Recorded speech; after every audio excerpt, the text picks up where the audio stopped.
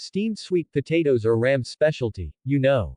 On the courtyard lawn, the black-haired young man was meticulously doing push-ups, sweat dripping from his cheeks onto the emerald green blades of grass. 96, 97, 98, 100. Done. With the last push-up completed, Nitsuki Subaru let out a long breath and sat up. At the same time, the familiar system prompt sounded in his mind. Notification. Player has completed the daily quest, rewards have been distributed. Reward options. Restore status. +2 attribute points.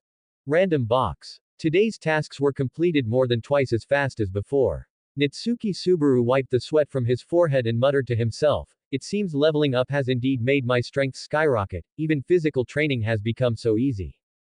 Honestly, now whether it was push-ups, sit-ups, squats, or the 10 kilometers run, they had all become much easier for him. It's worth noting that this high-intensity training combination used to require a great deal of time and stamina for him to barely complete. And now, he could not only easily complete the full set of training, but his speed was also unbelievably fast. "I'm getting stronger step by step." Saying this, Nitsuki Subaru subconsciously touched his abdomen, his fingertips no longer meeting soft belly fat, but well-defined 8-pack abs. It's worth noting that not long ago, his abdomen had only a single piece of soft flab. If I keep adding points like this. Nitsuki Subaru looked down at his increasingly muscular physique and couldn't help muttering, "Will I really turn into a muscle-bound hunk?" However, this worry was quickly pushed to the back of his mind. With the increase in level and accumulation of experience, he could clearly feel himself steadily becoming stronger. At this rate of growth, he would soon be able to surpass the Bowel Hunter Elsa. No, he would definitely surpass her. Forget it, I won't think about these things. I'm really too tired, I should restore my status first. Wait. Better not rush to restore it. Just as Nitsuki Subaru was about to use the recovery ability to dispel his body's fatigue, he suddenly stopped. Because he suddenly realized the crucial importance of this ability. Recalling the life and death battle with the Bowel Hunter Elsa before, Nitsuki Subaru deeply understood the key role that restoring status could play at a critical moment. If he had still possessed this ability then, perhaps the outcome of the battle could have been reversed. Using it now would be too wasteful. It's better to get into the habit of saving the status restoration every day and use it as a trump card when facing danger. After making this decision, Nitsuki Subaru sat cross-legged and began to recover his stamina naturally by adjusting his breathing.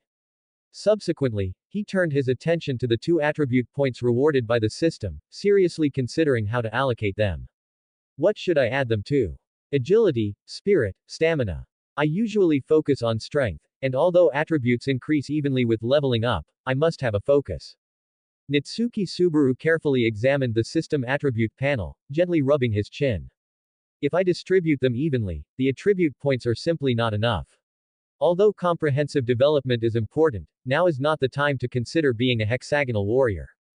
Decided, still adding to strength. As Nitsuki Subaru finished allocating the attribute points, a warm current instantly flowed through all his muscles, bringing a clear sense of enhancement. And the strength value also increased from 46 points to 48 points. Strength has increased a little bit more. Nitsuki Subaru clenched his fist, feeling the newly added strength, while browsed the updated status panel. Host. Nitsuki Subaru. Level. 8. Occupation. None. Title. Beast Slaughterer. Spirit. 46. Strength. 48. Agility. 44. Stamina. 35. Health. 424 120ths. Mana. 500 500ths. Experience. 208 20,000ths. Allocatable points. 0. At this rate of development, Nitsuki Subaru gazed at the constantly rising values on the attribute panel, a smile unconsciously appearing on his lips, his eyes sparkling with a touch of excitement. I will definitely become stronger and stronger. The improvement in strength was always exhilarating. Each breakthrough made Nitsuki Subaru genuinely feel that he was transforming. His muscles became more solid, his reaction speed became more agile, and even his perception became sharper. This visible growth filled Nitsuki Subaru with anticipation. Right, let's see what surprise the random box can bring this time. Nitsuki Subaru rubbed his hands together, and with a sense of anticipation, slowly opened the random box.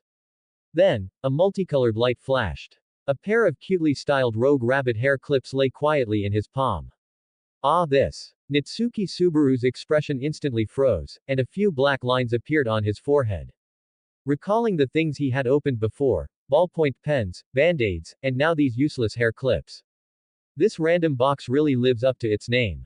Nitsuki Subaru somewhat helplessly put the Rogue Rabbit hair clips into his system inventory, sighing with his hand on his forehead.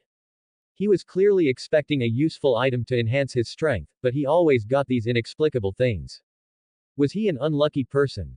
Just then, Barusu, you're awake. A familiar and sweet girlish voice came from behind, instantly interrupting Nitsuki Subaru's thoughts. Just hearing this special nickname, he knew who it was. But when Nitsuki Subaru turned around and saw that familiar face, an indescribable sense of relief instantly filled his chest. Ram, standing in the morning light, was still so dazzling. Her pink shoulder-length hair fluttered gently in the wind, the sleeves of her maid uniform neatly rolled up, revealing slender arms. She held a bamboo basket in her arms, filled with steaming hot sweet potatoes, the sweet aroma faintly pervading the air. You just recovered and you're already training. Barusu really is someone who doesn't know fatigue. Ram slightly raised her pretty eyebrows, her pink shoulder-length hair glowing softly in the morning light. Is that Ram's way of praising me? Nitsuki Subaru grinned, casually wiping the sweat from his forehead. Ram didn't answer, just silently handed over a clean white towel. Wipe your sweat, Barusu. Thanks, Ram. Nitsuki Subaru took the towel, his fingertips inadvertently brushing against Ram's, the slightly cool touch making his heart skip a beat. After wiping his sweat, he immediately handed the towel back to Ram. I just don't want to see Barusu flinging sweat everywhere. Ram took back the towel, her gaze lingering for a moment on Nitsuki Subaru's sweat-soaked thin clothes. It seems the training has indeed had some effect.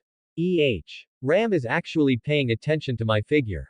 Nitsuki Subaru immediately perked up, deliberately striking an exaggerated bodybuilding pose, showing off his solid 8-pack abs. Boring. Ram turned her face away, her pink hair concealing her slightly reddened earlobes. Oh, is that so? Nitsuki Subaru winked mischievously, secretly thinking to himself. Could Ram be shy? About what happened last night, let me first honestly thank you, it was hard work.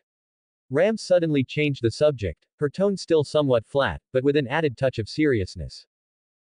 It was nothing really, just did what I should have done. Besides, in that kind of situation, anyone would have helped, right? There's no need for special thanks. Nitsuki Subaru nonchalantly scratched his head, his sweat-dampened black hair sticking up messily. Speaking of which, if anything happens to the domain's people, the Lord will be held responsible. Ram looked directly at Nitsuki Subaru and continued. The thought of the children being threatened by a pack of Woolgarm like that. So Barusu's actions at that time were correct. Woolgarm. Oh. Nitsuki Subaru softly repeated this unfamiliar word. Is that the name of those black mabeasts? In his understanding, Woolgarm should be a mabeast that only existed in mythology. He didn't expect a mere pack of beasts to have such an exaggerated name. However, just hearing the name, one could feel the dangerous aura it contained. Fortunately, the damaged barrier was repaired last night. Ram gently tucked a strand of pink hair behind her ear, her voice tinged with a hint of fatigue. After that, I spent the whole night patrolling the various parts of the barrier. There shouldn't be any more Woolgarm crossing the border now. That's good. Nitsuki Subaru nodded. After all, these mabeasts were no longer a threat to him, but to ordinary people, they were still deadly. As long as the humans here don't cross the border, it'll be fine. Ram's tone suddenly became subtle, a flicker of emotion crossing her usually expressionless face. If another child crosses the barrier to pick up some puppy again, then all previous efforts will be wasted. Although that sounds a bit harsh. Nitsuki Subaru said, but the villagers have been warned beforehand, so such things shouldn't happen again in the future. Speaking of which, the cause of the incident was that Petra and those children were tricked into the forest by Meili using the lie of finding a puppy, which then led to a series of subsequent disasters. Moreover, from Ram's words, it could be heard that maintaining the barrier, conducting regular inspections, and reporting in a timely manner were the villagers' responsibilities. If there was even the slightest negligence, it would become a reason against Rosewall, which was clearly the situation Ram least wanted to see. Little did she know, all of this was being manipulated by that damn Rosewall from behind the scenes. Whether it was the villagers, or Ram and Rem, they were all just pawns on Rosewall's chessboard. Nitsuki Subaru thought to himself. What are you thinking? Ram suddenly asked. Nothing. Nitsuki Subaru waved his hand and then smiled. But Ram, even though you talk about the villagers this way and that, you're actually worried about their safety, right? HMPH. Hearing this, Ram couldn't help but snort lightly and turned her face away. Ram just doesn't want to cause trouble for Lord Rosewall. Mere Barusu, don't be so sentimental. Yes, I know. Nitsuki Subaru outwardly agreed, but inwardly he couldn't help but chuckle. This textbook Tsunere response was a bit too obvious. Subaru. Ram suddenly said seriously, her pink eyes looking straight at Nitsuki Subaru. This sudden solemn tone made Nitsuki Subaru's heart skip a beat. He somewhat uncomfortably averted his gaze. What is it? Don't look at me with such an intense gaze, it'll burn me. Regarding Rem's matter. Ram suddenly bowed deeply, and when she straightened up, she showed a rare sincere expression, I must solemnly thank you. This gratitude was indeed from the bottom of her heart. Last night, Nitsuki Subaru not only saved those children but, more importantly, saved her only younger sister, Rem. After the destruction of the Oni clan, Rem was her only remaining relative, the entire meaning of her continued existence. How should I put it? Nitsuki Subaru scratched his cheek, choosing his words carefully. Rem is also a very important friend to me. Saving her was also something I should do. It was worth mentioning that although Ram had a rebellious personality and was often sharp-tongued, she was actually very kind and sentimental at heart, especially doting on her younger sister Rem. But, I didn't expect that Barusu actually eliminated so many mabeasts alone last night. Speaking of this, Ram looked at Nitsuki Subaru with a scrutinizing gaze. Actually, I've always been an adventurer, so having a little bit of strength is quite reasonable, right? Nitsuki Subaru naturally wouldn't reveal that it was because of the system's help that he had become so strong. Is that so? Ram's pink eyes flickered slightly, then she said softly, in any case, the matter has finally come to an end. Right, how is Rem now? Nitsuki Subaru quickly changed the subject, afraid that Ram would continue to press him about his own affairs. She's fine now. Ram continued, just excessive fatigue plus the consumption from dispelling the curse, she's still resting now. That's good. Nitsuki Subaru breathed a sigh of relief, then asked again, so Ram was responsible for today's breakfast. Ram nodded gently, Rem is still sleeping soundly, so I prepared it today. Need my help? Nitsuki Subaru asked. No need. Ram picked up the bamboo basket she was holding. It's already done. So fast. Nitsuki Subaru leaned over in surprise, his expression then freezing. Isn't this steamed sweet potato? Steamed sweet potato. Ram placed the basket full of sweet potatoes in front of Nitsuki Subaru. Today's breakfast. Speaking of which, in the few days he had lived in the mansion, he didn't seem to have ever seen Ram cook. Thinking of this, Nitsuki Subaru couldn't help but ask. Ram, don't tell me you only know how to make steamed sweet potatoes. Steamed sweet potato is Ram's specialty. Hearing this, Ram's expression first stiffened, then she responded with a deadpan face. It seemed Ram really only knew how to make this one dish, steamed sweet potatoes. The Almighty Maid Rem really spoiled her sister Ram. It's worth noting that, previously, matters like cooking were always Rem's responsibility. Ram at most helped with some minor tasks. Of course, Ram was very good at chores like laundry and cleaning, but in terms of culinary skills, she was completely no match for her younger sister Rem. What's with that expression? It's really infuriating. Ram looked at Nitsuki Subaru, frowning with dissatisfaction. Nothing, let me try Ram's steamed sweet potato. Delicious. Nitsuki Subaru picked up a sweet potato and took a bite, his eyes instantly widening. He was surprised to find it tasted very good. The amount of salt is just right. To celebrate Barusu still being alive, I'll make an exception and let you have one more sweet potato for breakfast today.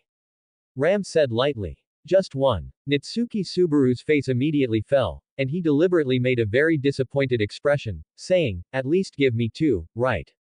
Then 1.5. Ram turned and walked away, her pink shoulder-length hair swaying gently. Ram really is the gentlest. Watching Ram's retreating figure, Nitsuki Subaru unconsciously smiled. Who's gentle? Ram's voice came from a distance. If you talk nonsense again, you won't even get half. Such a tsunere. Nitsuki Subaru muttered softly, but there was a smile on his face. Although she was a clumsy and sharp-tongued maid, such a real Ram was actually even cuter. Glowing star. Join us, ghostpatreon.com/walnutchandghost. 1 comments 0 vote. Taking care of her younger sister is the older sister's responsibility. Rem and her twin sister Ram both serve as maids at the Rosewall Manor. This Oni girl is proficient in all kinds of housework, managing the affairs of the mansion in an orderly manner. As Oni, they should have had two horns, but due to the peculiarity of being twins, they each inherited one horn, and were thereafter regarded as taboo children by their clan. Even their own parents were cold, and their fellow clansmen made no secret of their disgust and contempt for the sisters.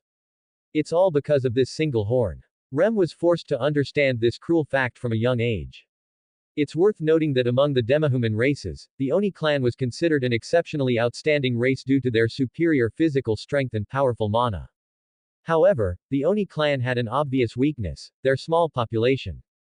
Generally speaking, races like the Oni, which focused solely on producing powerful individuals, mostly found it difficult to reproduce in large numbers. In stark contrast to their own powerful strength, the Oni could only build settlements and live in small, remote mountain areas. Because the Oni chose to live far away from human settlements, they established a series of strict rules to protect their few kinsmen. One of these was that twins were considered taboo children.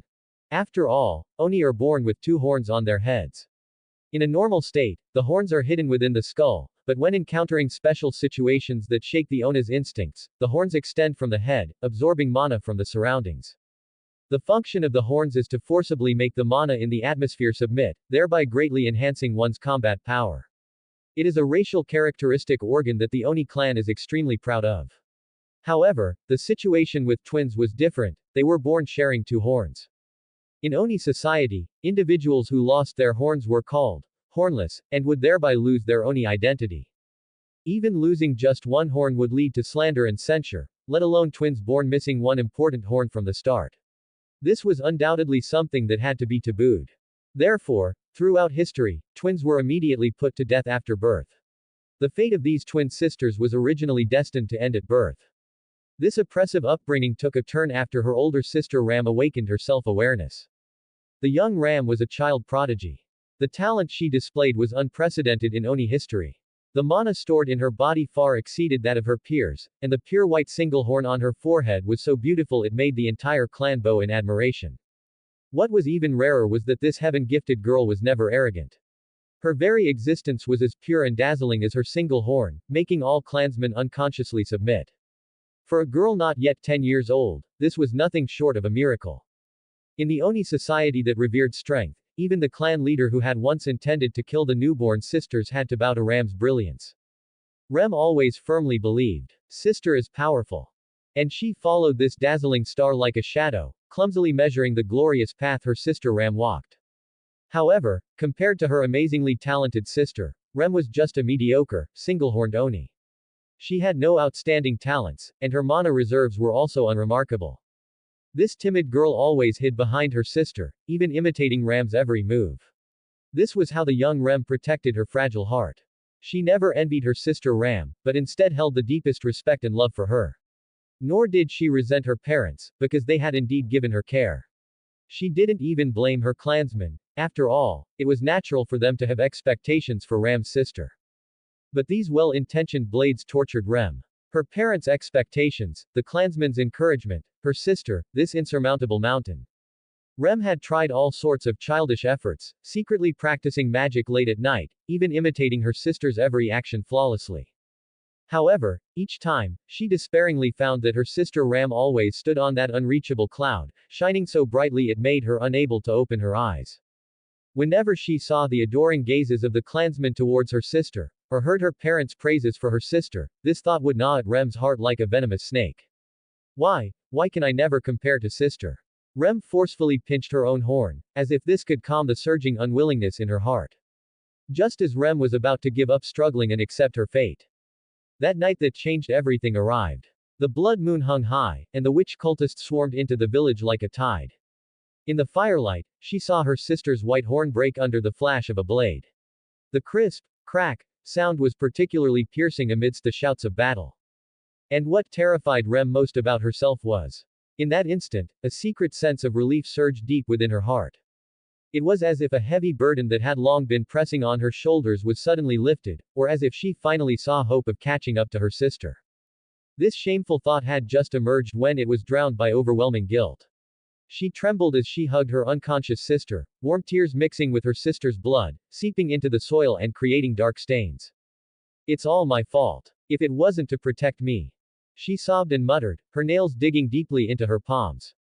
At that moment, Rem made a vow in her heart. From now on, she would use her entire life to atone for this sin she could never speak of. For the next 7 years, this guilt clung to her like a persistent disease, driving Rem to frantically compensate. Everything sister could do, I must do it all for her.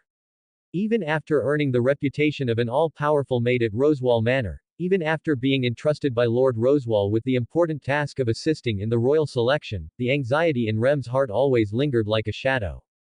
This peaceful torment was completely shattered on the night Lady Amelia returned from the royal capital. That lady brought back an out-of-place, black-haired young man. Nice to meet you, I'm Natsuki Subaru. A vibrant shout exploded in the entrance hall. Rem looked from around the corner of the corridor and saw a young man dressed in foreign clothes greeting her. Those obsidian-like eyes happened to meet Rem's. This Mr. Subaru helped me a great deal in the royal capital. Amelia gently stroked her silver hair and explained to Rem, Rosewall has agreed to let him stay temporarily. Please take care of me, Miss Maid. The young man suddenly leaned closer, extending his hand with inappropriate enthusiasm. You must be Rem, right? I heard there are twins here. I am Rem. Rem took half a step back to avoid contact, her voice as cold as an ice surface. This stranger was a mixture of too many contradictions. He lacked the proper etiquette of a servant, yet acted with excessive familiarity. It was clearly their first meeting, yet his gaze held an inexplicable sense of recognition.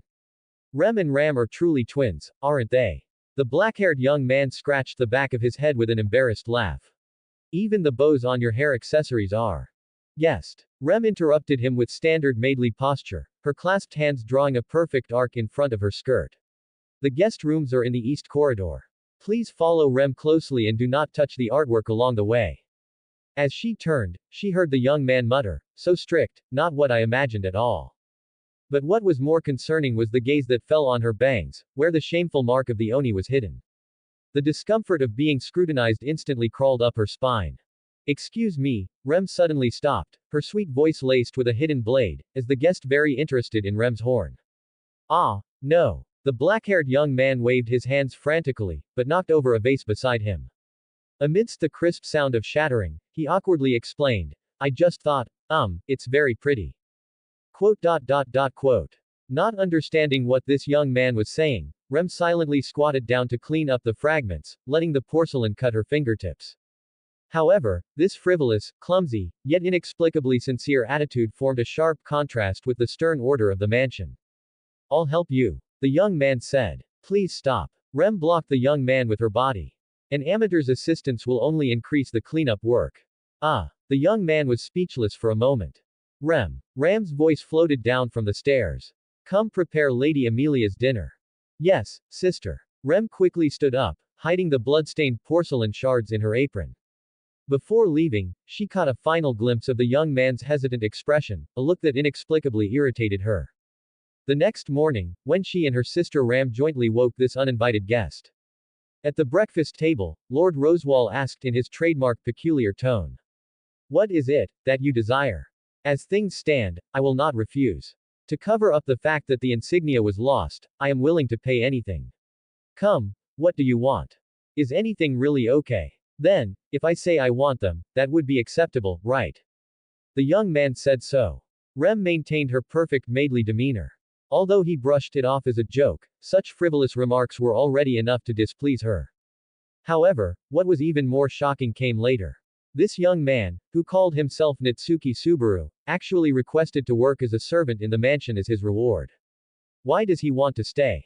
Rem narrowed her eyes through the steam rising from the teapot, her heart filled with confusion. Is he a spy? Or does he have ulterior motives? It was only natural for her to hold strong vigilance towards this young man of unknown origin. Especially during the first 2 days of the young man's servant life, he always wore a vacant smile and deliberately approached her and her sister. All this caused Rem's negative emotions to continuously accumulate. Although she couldn't show her aversion in front of Lord Rosewall and Lady Amelia, she found herself watching the young man for longer and longer periods, as if trying to see through his true intentions. For her sister, who had lost her horn, she only wished to stay by Lord Rosewall's side. And for Rem, who had taken her sister's rightful place, protecting the place where her sister could live in peace was not only a responsibility but the meaning of her existence.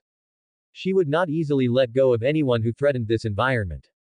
Although on the surface the young man's behavior was not improper, even if she continued to observe him as her sister suggested, Rem still believed he should be driven out of the mansion as soon as possible. It would be too late if something happened.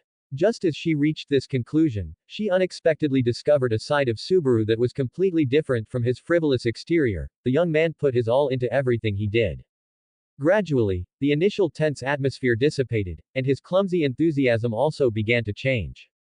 From being clumsy to gradually becoming competent at work, within just a few days, he had grown into a qualified servant. NNO. I was just thinking. Rem's hands are really skillful, haha. Perfect, absolutely perfect. As expected of Rem, you're amazing. That sweet smile really suits you, Rem. Such exaggerated praise coming from his mouth, surprisingly, didn't feel insincere. Although for Rem, who was resistant to change, Subaru was still a troublesome person, she was already able to put aside her hostility and interact with him. Until that day, when they went to Arlem village together to buy ingredients. On the way back, she suddenly remembered she had forgotten to buy sweet potatoes, so Subaru returned to the village. Rem waited alone at the village entrance. At this time, a little girl with blue pigtails ran over in a panic, saying that several children had chased a puppy into the forest. Hearing this, Rem immediately ran towards the beast-infested forest. In a clearing deep in the forest, 6 children lay on the ground as if under a sleeping spell, and among them, a small gray puppy was whimpering pitifully. It's okay now. Rem cautiously approached. The moment she bent down to pick up the small gray puppy, a sharp pain shot through her wrist. Oh no, it's a beast. Her vision began to distort, and Rem forced herself to protect the children behind her. Her consciousness gradually sank into darkness. When she woke up in a blur, she saw Subaru fighting a group of beasts, covered in wounds yet still standing in front of her, roaring at the beasts. Don't you dare, come near her. Why would you do this for me? With this question, Rem once again fell unconscious. Are you awake? Rem. A familiar voice woke Rem. She opened her eyes and saw her sister Ram watching her. Ram's lips curved slightly upwards, revealing a smile that only those close to her could understand. At this point, memories flooded back like a tide. Buying ingredients, the blue-haired girl's plea for help, the encounter in the forest. Only then did she fully realize her current situation. Thinking of this, Rem hurriedly asked Ram. Subaru. How is Subaru? Subaru, although he was seriously injured. Ram calmly explained, her fingers gently adjusting her horn. Under the treatment of Lady Amelia and Lady Beatrice, he woke up before you and is already exercising energetically. There's no need to worry about him at all. That's good. Hearing that Nitsuki Subaru was safe, Rem unconsciously breathed a sigh of relief, her tense shoulders slightly relaxing. Then, she asked softly. Those children. Are they all okay? The children are all safe. Ram paused for a moment, then continued. Because the beast that bit them has been confirmed dead, the curse won't activate. Lord Rosewall, Lady Beatrice, and Lord Puck have all carefully examined them. Is that so? Rem lowered her eyelids, her long eyelashes casting faint shadows on her pale cheeks. Right, you just woke up. Ram stood up, her skirt making a slight rustling sound. I'll go prepare something for you to eat. Rem can do that herself. Rem tried to sit up, but was gently pushed back onto the pillow by her sister Ram. Taking care of my younger sister is my responsibility as an older sister.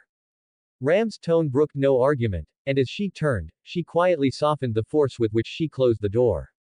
Sister. Rem whispered softly. For so many years, she had always been the one taking care of her sister, but now she was being taken care of by her sister in return. This realization brought a strange emotion to Rem's heart. And, Subaru. Somehow, the image of Nitsuki Subaru fighting beasts while shielding her that night appeared in Rem's mind, and an indescribable emotion surged within her.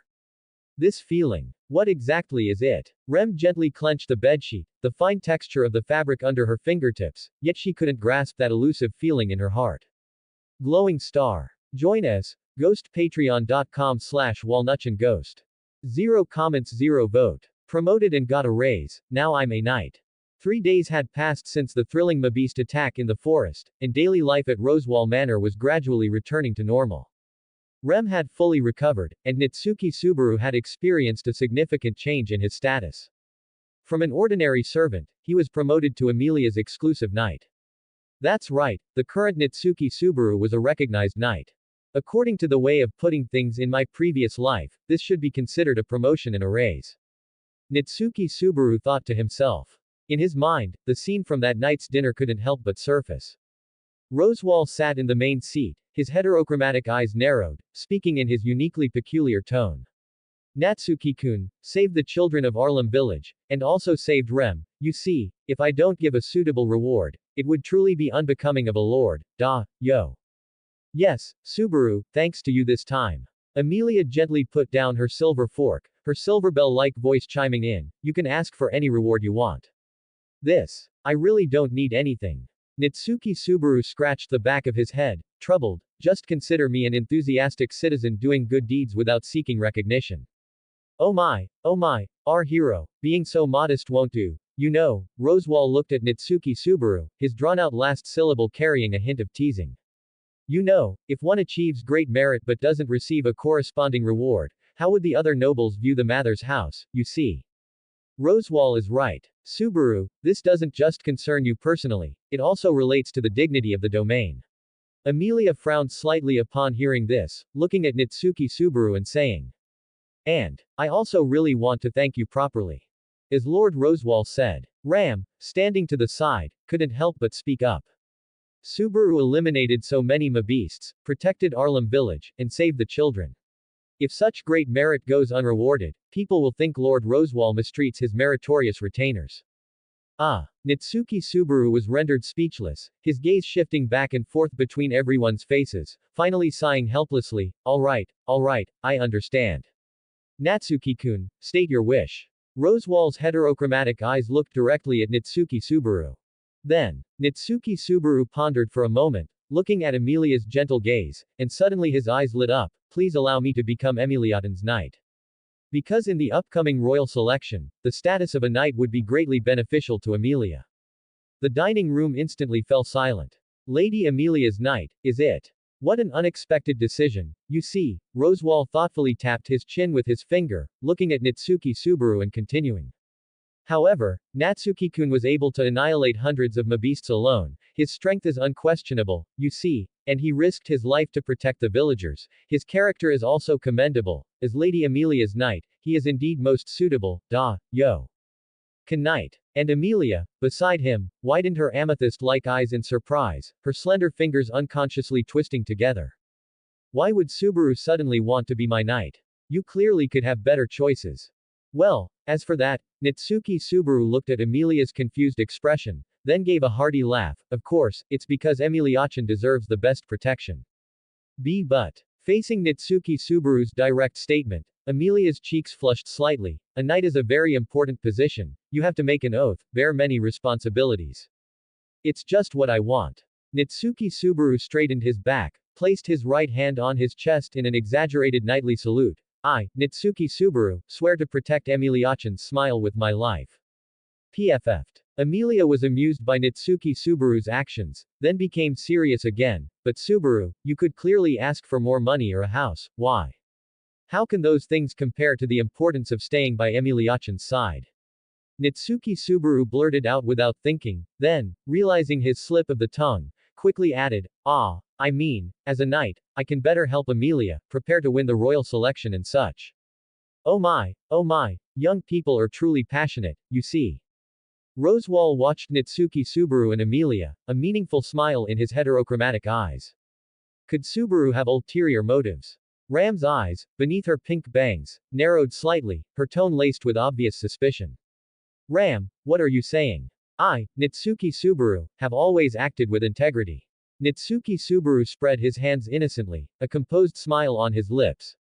As Lady Amelia's knight, protecting her safety and honor is naturally my most important mission. I just want to give Amelia a warm home, what's wrong with that? Besides, isn't it natural for a knight to protect a princess? So, no problem. And Amelia, beside him, watched Nitsuki Subaru, a complex emotion flickering in her purple-blue eyes. Subaru, why are you willing to do so much for me? We haven't known each other for very long. How should I put it?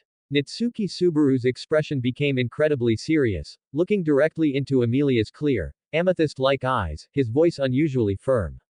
Because that day in the alley, when Emiliachan saved me, I had already decided to become someone who can protect your dream. Actually, back then, his reason for choosing to stay here was simple. Firstly, to repay Amelia's help, and secondly, in this unfamiliar other world, he truly had nowhere else to go. Furthermore, Amelia had once risked her life force to save him, and this life-saving grace made Nitsuki Subaru even more determined. He had to protect this pure and kind-hearted girl and help her achieve her heart's desire. Then, in the name of Rosewall L. Mathers, I formally bestow upon Nitsuki Subaru the status of knight. Rosewall slowly rose, his heterochromatic eyes shining with a majestic light in the candlelight, his solemn tone a world apart from his previous frivolity. Wait. Amelia stood up flustered, her long silver hair swaying gently with her movement, such an important matter. Oh my. Rosewall narrowed his eyes, a meaningful smile playing on his lips. What is Lady Amelia worried about? Could it be, you feel Natsuki-kun is not worthy of this position? No. I just. Amelia's slender fingers unconsciously twirled a strand of silver hair, hesitating to speak, a complex emotion flickering in her amethyst-like eyes. Seeing this, Nitsuki Subaru took a step forward, knelt on one knee before Amelia, and solemnly extended his right hand. Amelia, please allow me to become your knight. Subaru. Amelia gazed at the black-haired young man before her who had once saved her. After a moment's hesitation, she finally extended her slender hand, gently placing it in Nitsuki Subaru's palm. Thank you. However, Rosewall suddenly reverted to his usual light-hearted tone. The formal investiture ceremony will still require some preparation. After all, a knighting ceremony is a very grand affair, you see. That's not urgent. Nitsuki Subaru then slightly tilted his head up, feeling the soft touch of Amelia's hand in his palm. He gently closed his fingers, firmly grasping this warmth, his gaze fixed resolutely on Amelia. What's important is, from this moment on, I am Emiliachan's knight. End of reminiscence. Speaking of which, I'm a knight now. This should also count as gaining noble status, right? Nitsuki Subaru rested his chin on his hand and muttered to himself. After all, Rosewall, as a margrave of the kingdom, indeed possessed the authority to grant knighthoods. In the kingdom of Lugunica, a knight was not only a symbol of honor but also represented a lofty social status. Usually, only children of nobility or those with outstanding merit could receive this honor and enjoy numerous privileges. Just like the contemporary sword Saint Reinhard, who was not only Felt's first knight but also enjoyed extremely high prestige and respect in the kingdom. Honestly, knightly status and such weren't very important to Nitsuki Subaru. Initially, he stayed only to establish good relations with Rem and the others, increase their favorability, and avoid repeating Nitsuki Subaru's death loops from the original work. But after spending this time together day and night, Nitsuki Subaru found that he had genuinely come to regard Amelia, Rem, and the others as important companions. Precisely because of this, when he sensed that Rem might be in danger, he would rush into the Mabiste-infested forest without a second thought, fighting to the end even if covered in wounds. Really, I've unknowingly come to consider this place my home. Nitsuki Subaru shook his head with a light laugh and reached out to push open the door. Just as his fingertips touched the doorknob, a familiar magical fluctuation suddenly came. He had once again stumbled into Beatrice's door crossing. In the space within Rosewall Manor known as the room that doesn't exist anywhere, here lies the Forbidden Library, housing countless precious magical tomes and forbidden knowledge. And its guardian was that great spirit who rarely showed herself, Beatrice. She seldom came out, and even the people of the mansion barely ever met her. Furthermore, without her permission, no one could set foot in the Forbidden Library, not even the master of this mansion, Rosewall, could easily enter. However, Nitsuki Subaru was an exception. Unsure since when, he could always rely on some inexplicable intuition to barge into the Forbidden Library. Initially, Beatrice would coldly kick him out, but gradually, she seemed to acquiesce to his frequent visits. So much so that now, Nitsuki Subaru could practically push open the door crossing every day and stroll right in. Yo, little Betty, I'm here to visit again. Nitsuki Subaru familiarly stepped into the Forbidden Library, his tone as relaxed as if returning to his own room. Barging in without knocking again, it seems you want a taste of hardship. Beatrice, suddenly disturbed, was sitting on a wooden stool. Her golden twintails swayed gently as she lifted her head. Closing the book in her hands, her emerald-like eyes narrowed slightly, looking very displeased. Oh, don't be so cold. Nitsuki Subaru approached with a grin, not at all frightened by her threatening tone. I came specially to keep you company, you know. HMPH, barging into someone else's domain without permission, and you dare say such things. Beatrice snorted coldly, her fingertips gently tapping the book cover. If this continues, next time I'll throw you into a spatial rift to reflect properly. I know, you're reading again, Betty. Facing Beatrice's tsundere-like threat, the smile on Nitsuki Subaru's face didn't falter in the slightest. But it's not good to always be so serious. Come on, smile a little, you can be a bit happier. You know, I don't have any troublesome matters to ask of you this time. HMPH, Beatrice snorted lightly, her small chin slightly raised. Your very presence here is troublesome enough. Haha, don't be so cold. Regarding Beatrice's sharp tongue, Nitsuki Subaru laughed heartily. We're family living under the same roof, after all. Family. Beatrice's blue eyes widened slightly, then she snorted and turned her head away. HMPH, Betty doesn't remember when she became family with a disrespectful person like you. Hey, taking a few steps closer, Nitsuki Subaru squatted down in front of Beatrice, meeting her gaze. Look, we eat together, live together, and I often come to play with you, isn't that what family is? Beatrice's slender fingers unconsciously twisted the hem of her skirt, her golden twintails swaying gently as she tilted her head, lowering her eyes and murmuring softly. Betty has lived alone for 400 years, she doesn't need any family. Nitsuki Subaru was at a loss for words for a moment, looking at the petite Beatrice before him. He couldn't help but think of her lonely situation. Because of Beatrice's contract with Echidna, she had guarded the Forbidden Library alone for 400 years, sitting on the stepstool day after day, waiting for that person, who might never arrive. This endless vigil had even made her contemplate ending her life for release. Thinking of this, Nitsuki Subaru squatted down, looking into Beatrice's clearwater blue eyes, and said gently. But, doesn't it feel warm to have someone by your side? Let me be your family. Suit yourself. Beatrice's long eyelashes trembled slightly, casting a shadow beneath her eyes. She opened her mouth as if to retort, but in the end, merely turned her face away. Speaking of which, Nitsuki Subaru naturally changed the subject, about what happened last time, thanks to you. Previously, when he was seriously injured, and Rem and the children were cursed, it was the great spirit Beatrice before him who had come to their aid. HMPH, to be so lively after being injured like that, I can only say you're lucky. Beatrice turned back, her blue eyes twinkling. Betty didn't specifically help, it was Amelia who was treating you. Alright, I know, Betty didn't specifically help. Nitsuki Subaru stood up and smilingly ruffled Beatrice's hair. He knew this stubborn, older tsundere spirit too well. She's clearly a good person who's afraid of loneliness, yet she always uses tsundere behavior to hide her gentleness. Disrespectful person. Beatrice puffed her cheeks and swatted Nitsuki Subaru's hand away. Little Betty, I'll come play with you again next time. Nitsuki Subaru laughed heartily and quickly left, not forgetting to gently close the door behind him. Silence returned to the Forbidden Library. Beatrice stared at the closed door, her earlier anger gradually dissipating, replaced by a hint of undeniable loneliness. Family, huh? Beatrice whispered softly, her small hand unconsciously smoothing her ruffled hair. In 400 years, this was the first time someone had said such words to her. Glowing star. Join us, Ghost patreon.com/walnutchandghost.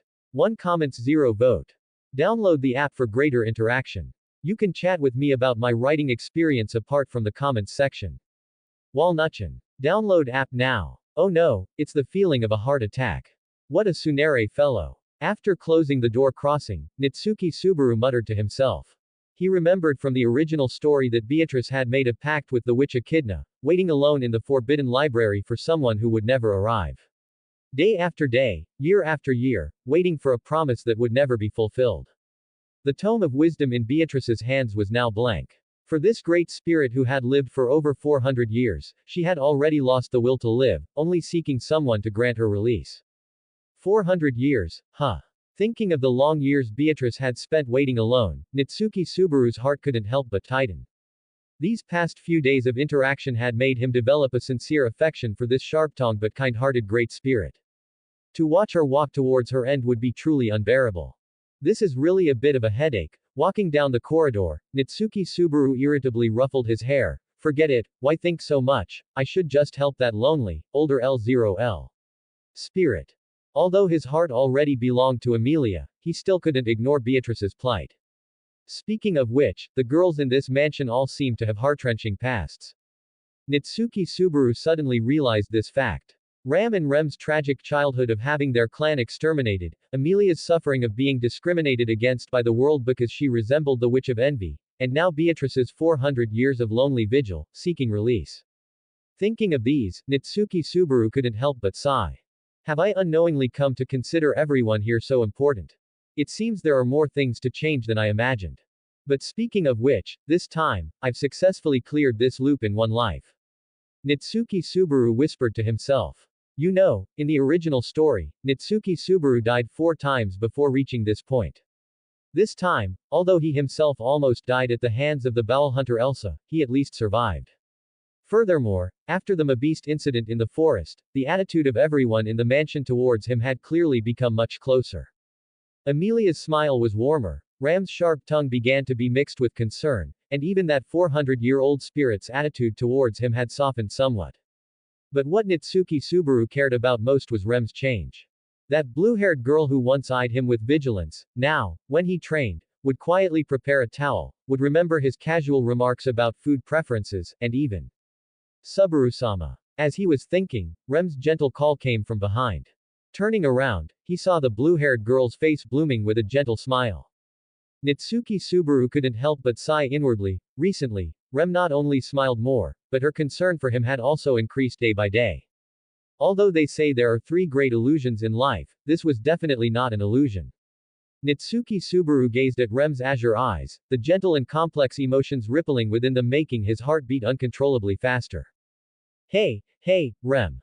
Nitsuki Subaru helplessly scratched his head. I've told you so many times, just call me Subaru.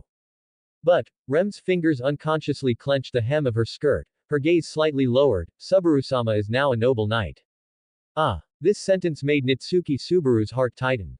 He suddenly realized that Rem always placed herself in the position of a servant. Thinking of this, Nitsuki Subaru deliberately clutched his chest exaggeratedly, making a hurt expression. Wait, what does this mean? Did I do something to make Rem dislike me? No. Rem gently shook her head, lifting her azure eyes to look at Nitsuki Subaru. It's just, Subaru is becoming more and more dazzling.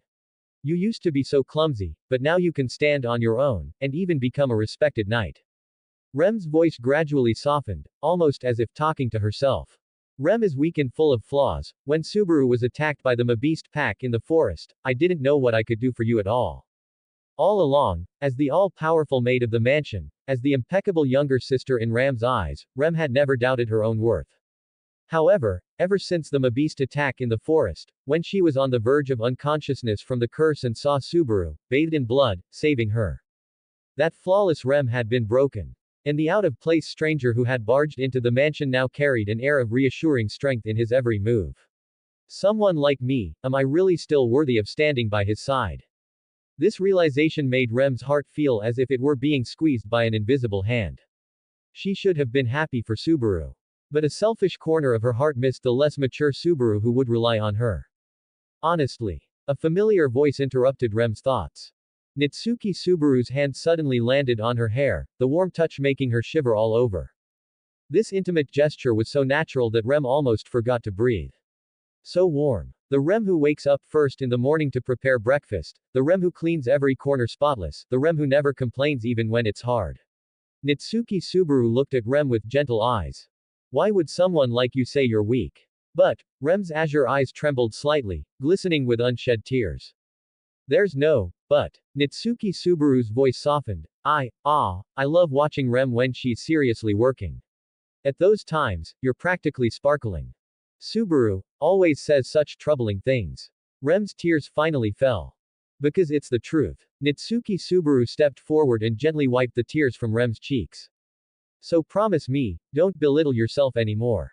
In my eyes, Rem is the most special existence. And even if I become a knight, I'm still the Nitsuki Subaru who steals snacks from the kitchen and gets scolded by Rem until I'm running for my life. As he spoke, Nitsuki Subaru's fingertips gently combed through Rem's blue hair. This intimate gesture, which he would never have dared to do before, now happened so naturally. Rem will continue to work hard. Rem nodded and said softly, her azure eyes reflecting Nitsuki Subaru's figure, so that, I can always stand by Subaru's side. In Subaru's clear black eyes, Rem saw her own reflection. That always meticulous, perfect maid, was now, due to his gentle touch, her heart racing. She suddenly understood, Subaru had never asked for her perfection. In Subaru's eyes, she could just be Rem, she could make mistakes, she could be fragile, she could be imperfect. That's the Rem I know. Nitsuki Subaru suddenly grinned and said, so, as a reward, I'll specially allow you to use 30% less force when you scold me in the future, how about that? I'm risking my life bargaining here. Subaru is joking again. Rem whispered softly, feeling her cheeks heat up. But this time, she didn't avoid his gaze. The curve of her lips was gentle and real, as if she had finally let go of some heavy burden, revealing her purest smile. As long as I can still stand by your side, that's enough, Rem's hero. After resolving Rem's worries, Nitsuki Subaru insisted on helping her share some of the work. Although Rem repeatedly declined, he still insisted on helping. After wiping this top window, the morning's work will be finished, and Subaru can rest well.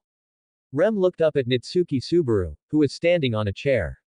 Piece of cake. Wiping windows was my specialty during cleaning duty at school. Nitsuki Subaru confidently wiped the glass on the windows. If you need it, Rem can massage Subaru's shoulders during the break. Rem suddenly suggested softly. Speaking of which, my shoulders are indeed a bit sore. Nitsuki Subaru immediately seized the opportunity. If you could also give me a back rub, that would be the pinnacle of life. Score. I didn't expect helping Rem with work would come with such extra benefits. Rem understands. Rem covered her mouth and chuckled. Looking at Rem's brilliant smile, Nitsuki Subaru sighed in his heart. Indeed, Rem is cutest like this. As work neared its end and break time approached, Nitsuki Subaru's mood also became cheerful. After successfully wheedling more benefits from the considerate Rem, his inner delight was almost overflowing. However, joy often turns to sorrow. Nitsuki Subaru, lost in humming a little tune in his mind, completely failed to notice the danger at his feet. Subaru, the chair is very wobbly, please be careful. Rem approached worriedly to remind him. It's fine, I can totally handle this height, wait, whoa. It would have been fine, but as Rem approached, Nitsuki Subaru, standing on the chair, noticed that from this angle, he could clearly see the scenery beneath Rem's collar. Fair collarbones, a delicate valley, and a tantalizing glimpse of, like the fruits of high summer, full and enticing. Instantly, Nitsuki Subaru's heart raced. Oh, no. This angle is too dangerous. Just as Nitsuki Subaru was distracted for a moment, his foot suddenly slipped. A strong sense of weightlessness hit him, and the whole world spun before his eyes. Then, whoa! Accompanied by Rem's cute cry of surprise.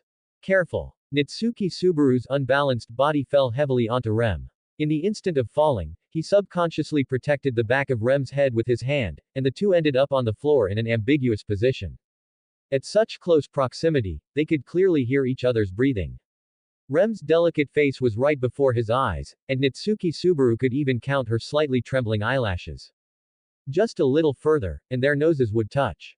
In the sunlight, Rem's porcelain white skin glowed with a pearly luster, and her azure eyes clearly reflected Nitsuki Subaru's stunned expression.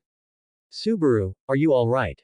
Rem frowned slightly, her voice filled with unconcealed concern. When she noticed Nitsuki Subaru's direct gaze, a blush quietly crept onto her cheeks, even the tips of her ears turning a cute pink. The air was instantly filled with a heart-pounding, ambiguous atmosphere. I'm fine. Nitsuki Subaru sprang up as if electrocuted, clumsily pulling Rem up. Are you okay? Are you hurt? Rem is fine. Rem lowered her head, her long eyelashes casting light shadows on her face, her voice almost inaudible. Realizing the ambiguity of the atmosphere, Nitsuki Subaru quickly changed the subject. The windows here are done then. Yes, they are, thank you for your hard work, Subaru. Then, I'll go get a glass of water first. Just as Nitsuki Subaru was about to flee the scene, Rem suddenly called out to him. Please wait a moment. What is it? Your clothes are torn. Following Rem's gaze, Nitsuki Subaru found a clear tear on the back hem of his tracksuit. Ah, It must have snagged when I fell just now. Nitsuki Subaru scratched his head. It was worth mentioning that this was his only remaining modern outfit. His previous black butler suit had been destroyed long ago in the battle with the Mabeast pack. Please take it off, let Rem sew it for you. Such a small thing, no need to trouble you. No. Rem slightly lifted her face, her sapphire-like eyes shining with a gentle but undeniable light. Rem's firm gaze left Nitsuki Subaru momentarily speechless. At this moment, he suddenly realized. So gentleness can also be this assertive. And this kind of persistent gentleness is the most irresistible. Then I'll trouble you, Rem. Facing such a gentle and considerate Rem, Nitsuki Subaru ultimately chose to compromise. This Rem is really, makes one want to cherish her properly. Strange, why did I suddenly have this thought? Yes. Rem will sew it very carefully. Rem's face instantly bloomed with a flower-like, brilliant smile, as if she had received a great reward. Why is Rem so happy? Nitsuki Subaru couldn't help but ask. Because, Rem's slender fingers gently smoothed the wrinkles on the clothes, an incredibly happy expression on her face. Being able to do something for Subaru makes Rem really happy. Nitsuki Subaru felt his cheeks heat up, wildly complaining in his heart. Damn it, Rem is way too cute. It's just sewing clothes, how can she look so happy? This kind of direct attack, who can withstand it? And so, the two sat side by side against the wall at a corner of the mansion. Sunlight dappled through the shadows of the trees, and Nitsuki Subaru quietly watched Rem's focused profile. Rem looks so serious when she's sewing. Because these are Subaru's clothes. You care so much just because they're my clothes. Oof course. In the time that followed, time trickled by like water, drop by drop, and even the air seemed to flow more slowly. Rem, you should be almost done sewing. Just as Nitsuki Subaru wanted to peek at Rem's progress, Rem happened to look up. Subaru. It's nothing. It's just. Their gazes met in midair, then, as if startled like little deer, they hastily looked away. My heart is beating so fast, what is this strange feeling? This is bad, this is the feeling of a heart-stirring moment. Could it be that I've fallen for Rem? Nitsuki Subaru subconsciously clutched his chest. Glowing star. Join us, Ghost Patreon.com/walnutchandghost. 1 comments 0 vote. Rem's promise, Ram's teachings. I've kept you waiting, Subaru, the clothes are sewn. Rem handed the mended clothes to Nitsuki Subaru, her voice laced with unconcealed anticipation. Wow. You can't even see where it was torn. Nitsuki Subaru took the clothes, carefully examining the place that had been ripped. Rem's skill is like magic, not even a trace is visible. Speaking of which, Rem was not only skillful with her hands but also so gentle and virtuous. Such a girl was simply the ideal wife. This sudden thought stunned even Nitsuki Subaru himself. Wait, could I have really fallen for Rem? Looking at Rem's cute face, it didn't seem impossible. This is just a basic maid's skill. Rem lowered her head slightly, a faint blush on her cheeks. Ahem, but to me, it's magic. Nitsuki Subaru came back to his senses and responded seriously. The tear in the clothes was not only perfectly sewn, but there was also an exquisite cherry blossom embroidery added. Rem felt that spot was a bit empty. Rem nervously wrung her fingers, her voice growing softer. So, I took the liberty of adding a cherry blossom pattern as decoration, and it can also cover the mending marks, if Subaru doesn't like it.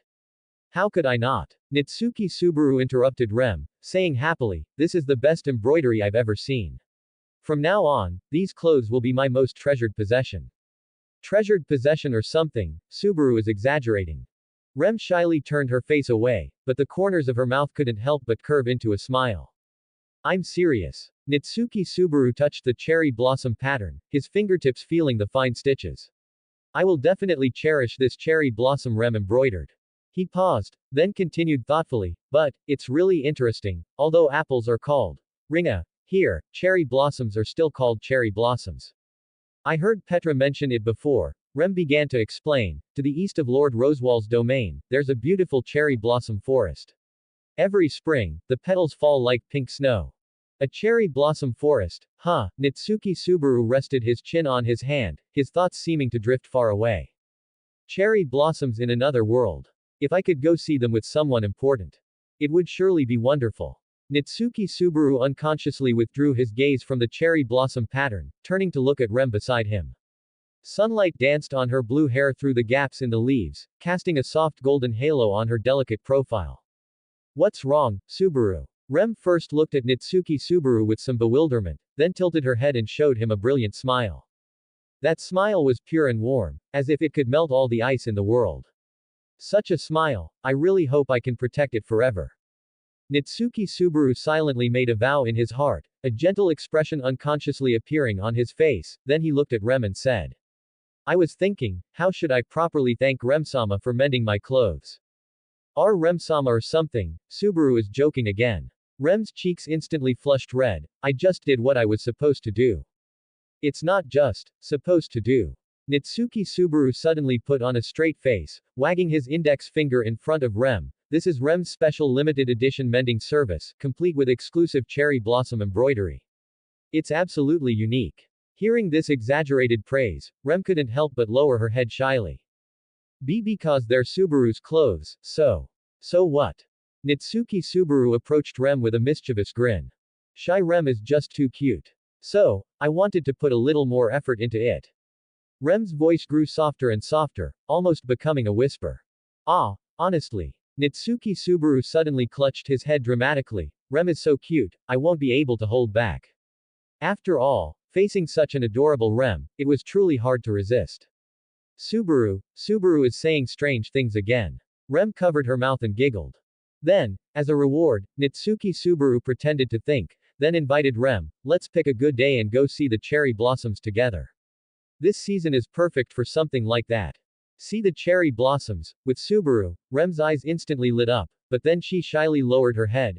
Rem understands. Then it's a promise, Rem. Nitsuki Subaru extended his pinky finger, let's pinky swear. Rem looked at Nitsuki Subaru's outstretched finger, hesitated for a moment, and finally extended her own pinky finger. It's a promise. Their fingers gently hooked together, the warm touch making both their hearts beat uncontrollably faster. Then, they both looked out the window at the azure sky. Bright sunlight sprinkled in the courtyard, casting a warm glow on this promise. Even if the promised day wasn't tomorrow. But at this moment, both of them were already eagerly looking forward to that cherry blossom date. Dot dot dot dot dot dot dot dot dot. Dot dot dot dot dot dot dot dot dot. Time flew by, and the afterglow of sunset had long been swallowed by the night. In the corridor of Rosewall Manor, magic lamps emitted a soft glow. Nitsuki Subaru stood alone by the window of his room, gazing at the bright moon in the sky. Unknowingly, it's been almost 10 days since I came to this world. Nitsuki Subaru muttered to himself, his fingers unconsciously stroking his chin. From following Amelia back from the royal capital, to becoming a servant in the mansion, to encountering the Mabeast attack in the forest, and even fighting the Bowel Hunter Elsa, however, I managed to resolve all these crises one by one. In short, things are developing in a good direction, which is great. Besides, I'm an official knight now, so I can help Amelia even better. Thinking of this, a satisfied smile unconsciously appeared on Nitsuki Subaru's lips. Although the process was fraught with danger, and he almost lost his life, finally winning everyone's recognition and trust made all the effort worthwhile. More importantly, he actually cleared it in one life. Compared to the Nitsuki Subaru in the original work, who struggled endlessly through death loops, he was simply too lucky. But speaking of loops, Nitsuki Subaru's expression suddenly became grave, and he subconsciously touched his chest. Regarding the ability of return by death, although he knew that if he just said those 4 words, perhaps he could confirm whether, like in the original work, he had been given this curse-like gift by the Witch of Envy, Satella. But, better not. Nitsuki Subaru shook his head, pushing this dangerous thought to the back of his mind. Death, just imagining it was enough to send shivers down his spine. That heart-wrenching pain, that bone-deep despair. If possible, he hoped never to experience it a second time. Knock. Knock. A crisp knocking sound suddenly interrupted Nitsuki Subaru's thoughts. Is it Rem? Almost as a reflex, the image of the blue-haired maid immediately appeared in Nitsuki Subaru's mind.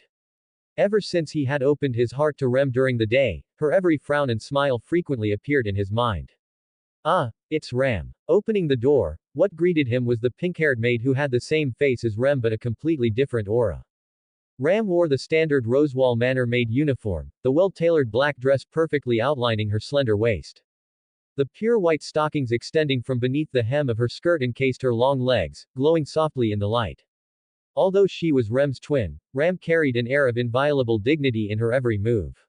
Subaru, why the disappointed tone? Ram slightly narrowed her ruby-red eyes, her pink hair swaying gently on her shoulders. Her hands were clasped in front of her skirt, and although her expression was calm, the slight tilt of her chin betrayed a hint of displeasure. Unlike Rem's gentle demeanor, Ram always exuded an aura of pride and aloofness, and was currently scrutinizing Nitsuki Subaru. Not at all. Nitsuki Subaru scratched his head and laughed, but couldn't help muttering to himself. I thought it was Rem who came. Wait, why do I care so much whether it's Rem or not?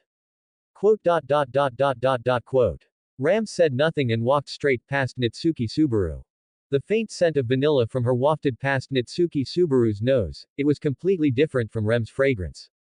It was worth mentioning that Nitsuki Subaru's room was very simply furnished. A bed, a wardrobe, and in the corner, a writing desk he had never used. And Ram was heading towards that writing desk in the depths of the room. Although this was standard for every guest room, for Nitsuki Subaru, who still couldn't read the characters of this other world, it was merely a superfluous piece of furniture. What are you spacing out for, Barusu? Come over here. Ram looked at Nitsuki Subaru, who was still standing rooted to the spot, frowned slightly, and tapped her slender fingers on the desktop. It should be past evening tea time now. Logically you and Rem should be cleaning the kitchen. Nitsuki Subaru looked at Ram and said half-jokingly. Could it be, Ram, that you're going to give me a massage and a back rub? Barusu's brain is indeed as empty as his appearance. Ram sighed lightly, a hint of helplessness flashing in her ruby-red eyes. I'm going to teach you how to read. Now sit down quickly, or do I have to use wind magic to blow you over? Read. Nitsuki Subaru's expression showed surprise. On the table, neatly arranged, were a notebook made of pure white paper, a quill pen, and a book with a reddish-brown cover. Seeing these things, Nitsuki Subaru couldn't help but suck in a breath of cold air. It seemed this was neither a joke nor a prank. Ram really intended to teach him how to read. Thinking about it, he had been in this other world for over 10 days, yet he hadn't even mastered the most basic characters. The reading and writing skills he took for granted in his original world had become an unattainable skill here. After all, the literacy rate in this other world wasn't high to begin with. Most ordinary villagers only recognized commonly used characters. However, as a guest of Rosewall Manor, and even Amelia's knight, it was indeed a bit unreasonable for him not to know basic reading and writing. Subaru, as Lady Amelia's knight, if you can't even decipher basic official documents, it will not only damage Lord Rosewall's reputation but also bring shame upon Lady Amelia. Ram explained in a rare serious tone, her fingers gently stroking the cover of the book. That's a rather harsh assessment. Nitsuki Subaru muttered softly as he slowly pulled out a chair and sat down somewhat uncomfortably. However, he quickly became alert again, leaning forward slightly, his eyes full of suspicion. Wait, this isn't actually some kind of devilish special training, is it? If you're willing, Ram can also become a devilish teacher. As she spoke, a wisp of wind faintly gathered at Ram's fingertips. No, the normal teaching method is just fine. Nitsuki Subaru hurriedly waved his hands. In a while, as Lady Amelia's knight, you will need to accompany her to the royal capital. Ram gently placed the quill pen beside the inkwell, her ruby-red eyes staring intently at Nitsuki Subaru. Lord Rosewall has already made the travel arrangements. To the royal capital. Nitsuki Subaru was slightly stunned, looking thoughtful.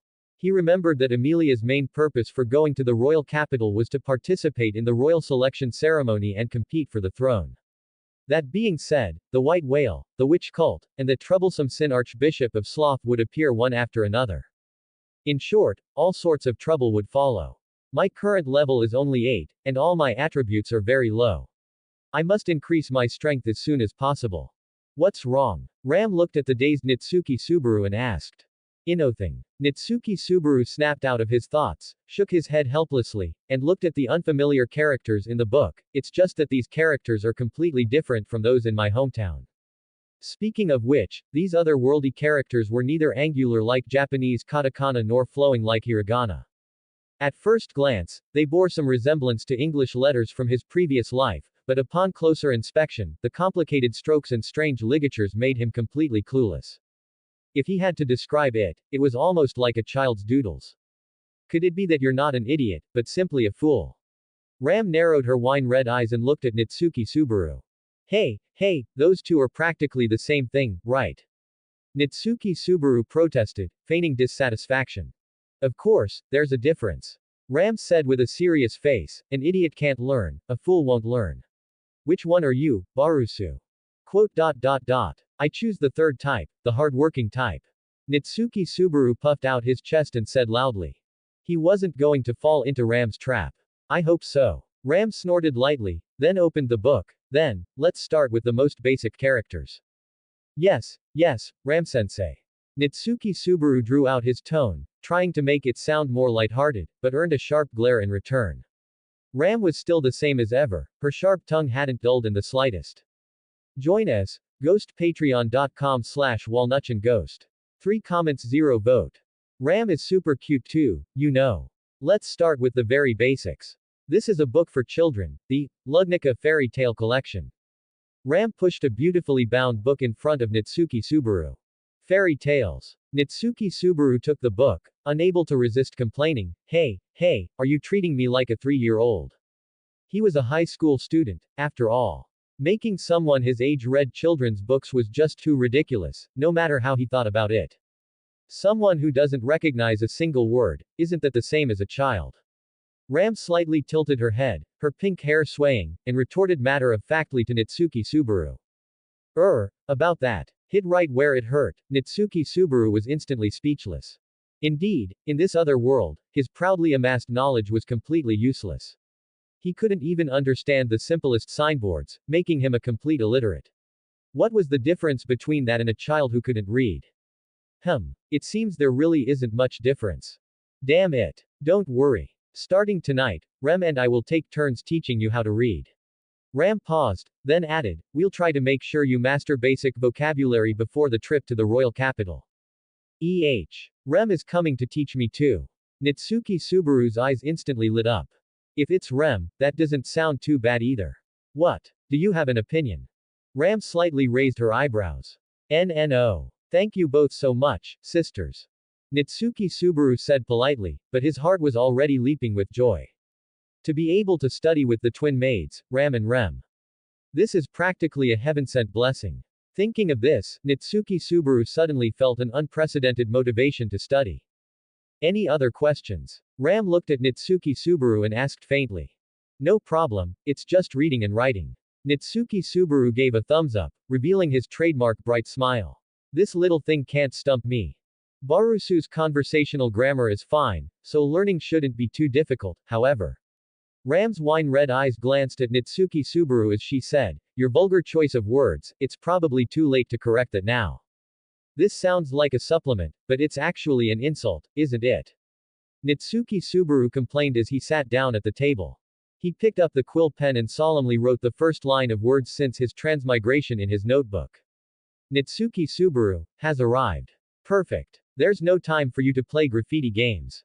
Ram gently tapped the tabletop, reminding him, you have to wake up early tomorrow, time is limited. No, these are the characters of my native language. You probably can't understand them, right? Nitsuki Subaru looked at Ram and said. Although he could converse normally with Ram, Rem, and the others, the written words were not automatically translated.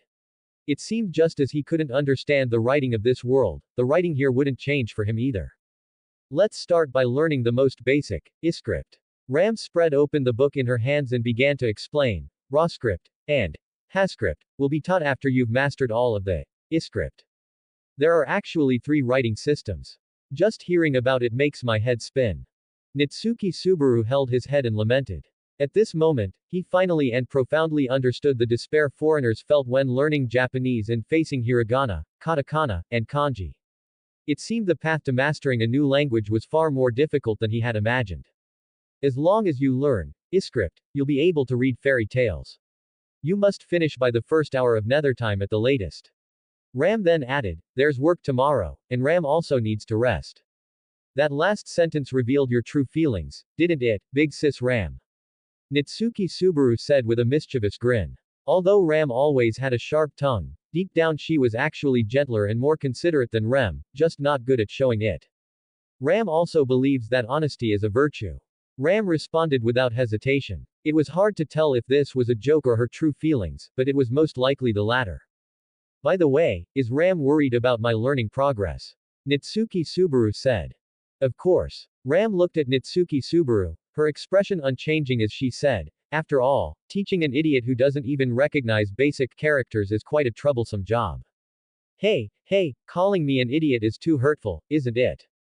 Nitsuki Subaru couldn't help but protest. Ram is merely stating an objective fact. Ram calmly smoothed the pink strands of hair at her temples. If staying up late affects tomorrow's condition, Ram will be the one to clean up the mess in the end. I know, big sis Ram. Nitsuki Subaru waved his hand, his face full of a helpless expression that said, I can't win against you. Well then, let's begin the literacy lesson. Ram gently placed the quill pen on the parchment, the candlelight dancing at her fingertips. Yes, ma'am. Nitsuki Subaru gave a playful salute, but his eyes turned serious. In this other world, mastering the written language was indeed a top priority. Your wrist should be relaxed like this. Ram had appeared behind him at some point, her slender fingers gently covering the back of his hand, a faint fragrance lingering at his nose. The warm touch on the back of his hand made Nitsuki Subaru's heart skip a beat, he subconsciously thought of Ram's hand. Wait, now is not the time for idle thoughts. Concentrate. Nitsuki Subaru hurriedly reined in his thoughts, forcing himself to focus on the tip of the pen, yet he couldn't control his racing heartbeat. In this strange other world, even a boring literacy lesson could become so heart-poundingly exciting. This was probably teacher Ram's unique charm. In the flickering candlelight, the literacy lesson officially began. Ram's nimble fingers guided the quill pen, sketching beautiful arcs on the paper. Nitsuki Subaru took a deep breath, striving to focus all his attention on learning, imitating her movements over and over again, until the entire parchment was covered with his somewhat clumsy handwriting. What he needed to do now was to use this repetitive practice, almost to the point of visual saturation, to overcome the language barrier before him. As for other distracting thoughts, it was better to put them aside for now. After a period of diligent study, Nitsuki Subaru finally couldn't help but sigh towards the heavens. I thought it would be fine to start from zero and take it slow, but it's so much harder in practice than I imagined. Nitsuki Subaru ruffled his black hair, staring at the crooked characters on the paper. After all this effort, I've only memorized these dozen or so characters. To be able to memorize these in such a short time. Ram gently put down the book in her hands, her ruby-like eyes glancing sideways at him. For an idiot like Barusu, it's already a miracle. Don't use a complimentary sentence structure to insult me. Nitsuki Subaru said helplessly. Then, let's continue. Ram reopened the book. Yes, Teacher Ram. Nitsuki Subaru replied, dragging out his tone, and secretly peeked at the slight upward curve of Ram's lips. Ram must be in a good mood. The night grew deeper, the candlewick occasionally crackling softly, casting flickering shadows on the wall. The quill pen rustled on the paper, intertwining with the sparse chirping of insects outside the window to form a unique nocturne of this other world. Unconsciously, the silvery moonlight had quietly crept onto the windowsill. Under the assault of fatigue and drowsiness, his eyelids felt heavier and heavier, as if being pulled down by invisible lead weights. But for Ram, who was diligently studying with him, Nitsuki Subaru forcefully pinched his thigh, absolutely not allowing himself to doze off. Speaking of which, this was the first time Ram had proactively offered to tutor him in the writing of this other world. It was indeed a precious opportunity, not an exaggeration to call it a godsend. How should I put it? Although you say it's for pleasure, I'm still very happy. Suppressing his restless heart, Nitsuki Subaru honestly conveyed his inner thoughts to Ram behind him. It's getting late. Ram has been studying with me for so long, you must be tired too, right? You should rest. The chair creaked, and Nitsuki Subaru turned his head, but his words died in his throat. Who? Ram had, at some point, already lain down on the neatly made bed, letting out cute snores. Pat. The quill pen in his hand snapped in response. Alright, I take back my earlier feeling of being moved. Nitsuki Subaru looked at the sleeping Ram with black lines on his forehead. In the soft light, Ram's cherry pink short hair was scattered like silk on the white pillowcase, a few strands rising and falling slightly with her even breathing. That face, usually devoid of any expression, now looked exceptionally peaceful and gentle in her sleep. Only when she's asleep does Ram show such an unguarded expression. Nitsuki Subaru unconsciously leaned forward, gazing closely at Ram's sleeping face. Speaking of which, Rem was an impeccable all-powerful maid, proficient in everything from cleaning and cooking to other household chores. In comparison, Ram was indeed slightly clumsy in household matters, so most of the daily affairs of the mansion were handled by Rem. However, Ram shouldered the important responsibility of assisting with the political affairs of Rosewall's domain, and her work was equally arduous and complex. Although they were twin sisters connected by blood, their personalities were completely different. Rem was gentle and considerate, meticulous in her work, while Ram was more calm and rational, her words always carrying a certain sharpness. This difference in personality allowed the sisters to complement each other perfectly in work and life. Rem managed the mansion impeccably, while Ram displayed extraordinary talent in political affairs. These sisters, both are such dazzling existences. Nitsuki Subaru's gaze lingered involuntarily on Ram's sleeping face. Such a cute Ram, it's hard to look away. Looking at Ram's unguarded sleeping face, a gentle arc unconsciously formed on Nitsuki Subaru's lips. Just as he was lost in thought. Quote. Ram suddenly opened her eyes, her wine-red pupils sparkling. When alone, Barusu not only has a lewd gaze, but even his smile is so perverted. Hey, I clearly didn't do anything, don't wrong an innocent person. Nitsuki Subaru calmly straightened up, his expression frank. I haven't done anything wrong, I was just watching her sleep soundly. What's there to panic about? HMPH. Ram couldn't help but snort lightly, elegantly standing up and straightening her skirt. It's getting late. You should go to sleep. Click. After the door was gently closed, Ram in the hallway unconsciously touched her slightly warm cheek, muttering to herself. It's just Barusu. Why did he have that kind of expression? Join us. Ghost patreon.com/walnutchandghost. 3 comments 0 vote. Sincere longing can overcome anything. The next morning. From the moment he woke, the sky was oppressively gloomy. Muffled thunder rumbled intermittently in the distance, rolling across the gray expanse. Whoosh. Finally, the long-suppressed sky unleashed a torrential downpour. Since coming to this other world, this is the first time I've encountered such heavy rain. Nitsuki Subaru looked at the pouring rain outside the window and couldn't help but sigh. According to routine, he should have been in the courtyard outside, completing the daily physical training tasks issued by the system. These past few days, it had already become a habit. But the continuous rain had disrupted his plans. No choice. Nitsuki Subaru scratched his messy black hair and decided to do his physical training indoors today. After all, completing the daily tasks issued by the system would earn him 2 precious attribute points, which was an important way to increase his strength. Recently, I've been focusing on increasing my strength attribute. Now my strength value has broken the 50 mark, reaching 52 points. This is the first attribute to break 50. Nitsuki Subaru clenched his fist, feeling the power surging in his muscles. If he remembered correctly, when he first transmigrated, his strength attribute was a pitiful 7 points. Now it had increased more than 7-fold. It was no exaggeration to say that he could really kill an earth dragon with 1 punch. Thinking of this, Nitsuki Subaru couldn't help but reveal a smug smile. But then he shook his head. Now was not the time for self-congratulation. Next, Nitsuki Subaru did a few simple warm-up movements, his joints making crisp sounds, his muscles already prepared for training. Although the room space was limited, it was more than enough for basic exercises. Some time later. Ninity 7, 98. Phew. Ninity 9. 100. With the completion of the last sit-up, Nitsuki Subaru let out a long breath, sweat already soaking his undershirt.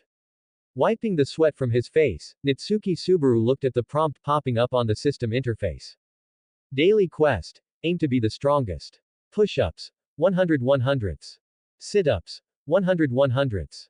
Squats. 100 100ths. Running. 0.1 of a kilometer. Now all that's left is the final 10 kilometers of running. Nitsuki Subaru walked to the window, looking at the rain outside which showed no signs of weakening. Large raindrops pattered against the windowpane, making a crackling sound. Running outside in this damn weather, I'd probably turn into a drowned rat immediately. Just as Nitsuki Subaru was troubled, his gaze fell upon the mansion's luxurious long corridor. Rosewall's mansion was indeed worthy of a nobleman's residence. Just this corridor alone snaked for hundreds of meters, connecting various halls and rooms, almost like an intricately designed labyrinth. Isn't this a ready-made indoor track? Nitsuki Subaru's eyes lit up, and he couldn't help but snap his fingers. Rosewall is indeed a nobleman, His mansion is different, even the corridors can be used as a sports field. As Nitsuki Subaru began to jog rhythmically, the candlelight on both sides of the corridor flickered gently, casting shifting light and shadows on the gold-trimmed wallpaper. When he turned the third corner and passed the side hall leading to the garden, a familiar blue figure caught his attention. Rem, dressed in her maid outfit, was standing quietly by the floor-to-ceiling window. Her slender fingers were unconsciously drawing circles on the glass, her gaze lost in the rain-blurred scenery outside. Raindrops trickled down the glass, reflecting a crystalline sheen on her blue hair. Her solitary figure leaned slightly forward, like a small cat trapped under the eaves by the rain, making one want to step forward and offer warmth. Yo, Rem. Nitsuki Subaru slowed his pace and walked briskly to her side. What are you doing hiding in a place like this, all melancholic? Tomorrow is the day I promised to go cherry blossom viewing with Subaru. Rem unconsciously murmured softly, her gaze still fixed on the hazy rain outside the window. But it's raining so hard, if tomorrow is also. As she said this, Rem suddenly came back to her senses, turning around like a startled small animal. Subaru. When did you? You only noticed me now.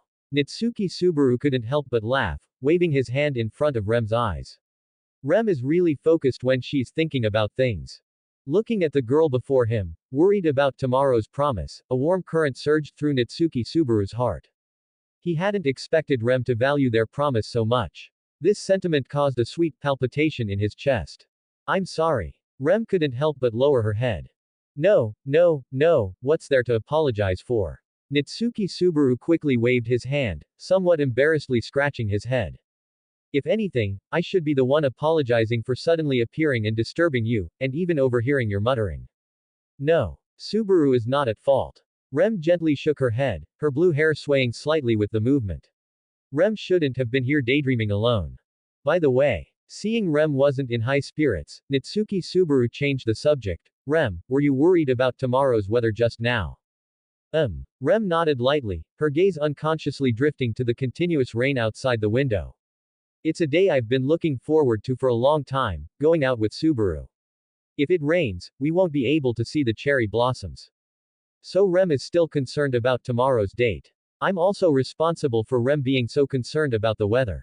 I have to find a way to cheer her up. Thinking of this, Nitsuki Subaru suddenly had a flash of inspiration and clapped his hands forcefully. I remember now, in my hometown, there's a special effective method to deal with this kind of situation. What method? Rem tilted her head curiously, her blue hair swaying gently with the movement. How about we make a sunny doll together? Nitsuki Subaru's lips curved upwards, revealing his trademark bright smile. Sunny doll. Rem blinked her azure eyes, her expression a mixture of confusion and anticipation. That's right. Sunny dolls are the crystallization of ancient wisdom. Nitsuki Subaru excitedly explained to Rem, Just like its name, as long as you hang the sunny doll under the eaves, even the gloomiest weather will turn into a clear sky. Amazing. Subaru's hometown magic can even do such things. Hearing this, Rem's eyes sparkled with admiration. No, this isn't magic. Nitsuki Subaru quickly waved his hand. To be precise, it's people entrusting their wishes to the doll, hoping for good weather on important days. Pausing for a moment, looking at Rem's focused expression, Nitsuki Subaru continued. Although it might not be as magical as imagined, there's a saying that goes, sincere thoughts can overcome anything.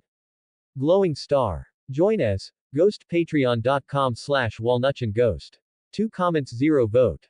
A date with Rem, triggering a punishment quest. Thoughts? Rem whispered the word softly, her slender fingers unconsciously caressing her full chest. That's right. Nitsuki Subaru nodded forcefully, winked at Rem, and said in all seriousness, as long as Rem's and my thoughts are strong enough, it will definitely be sunny tomorrow.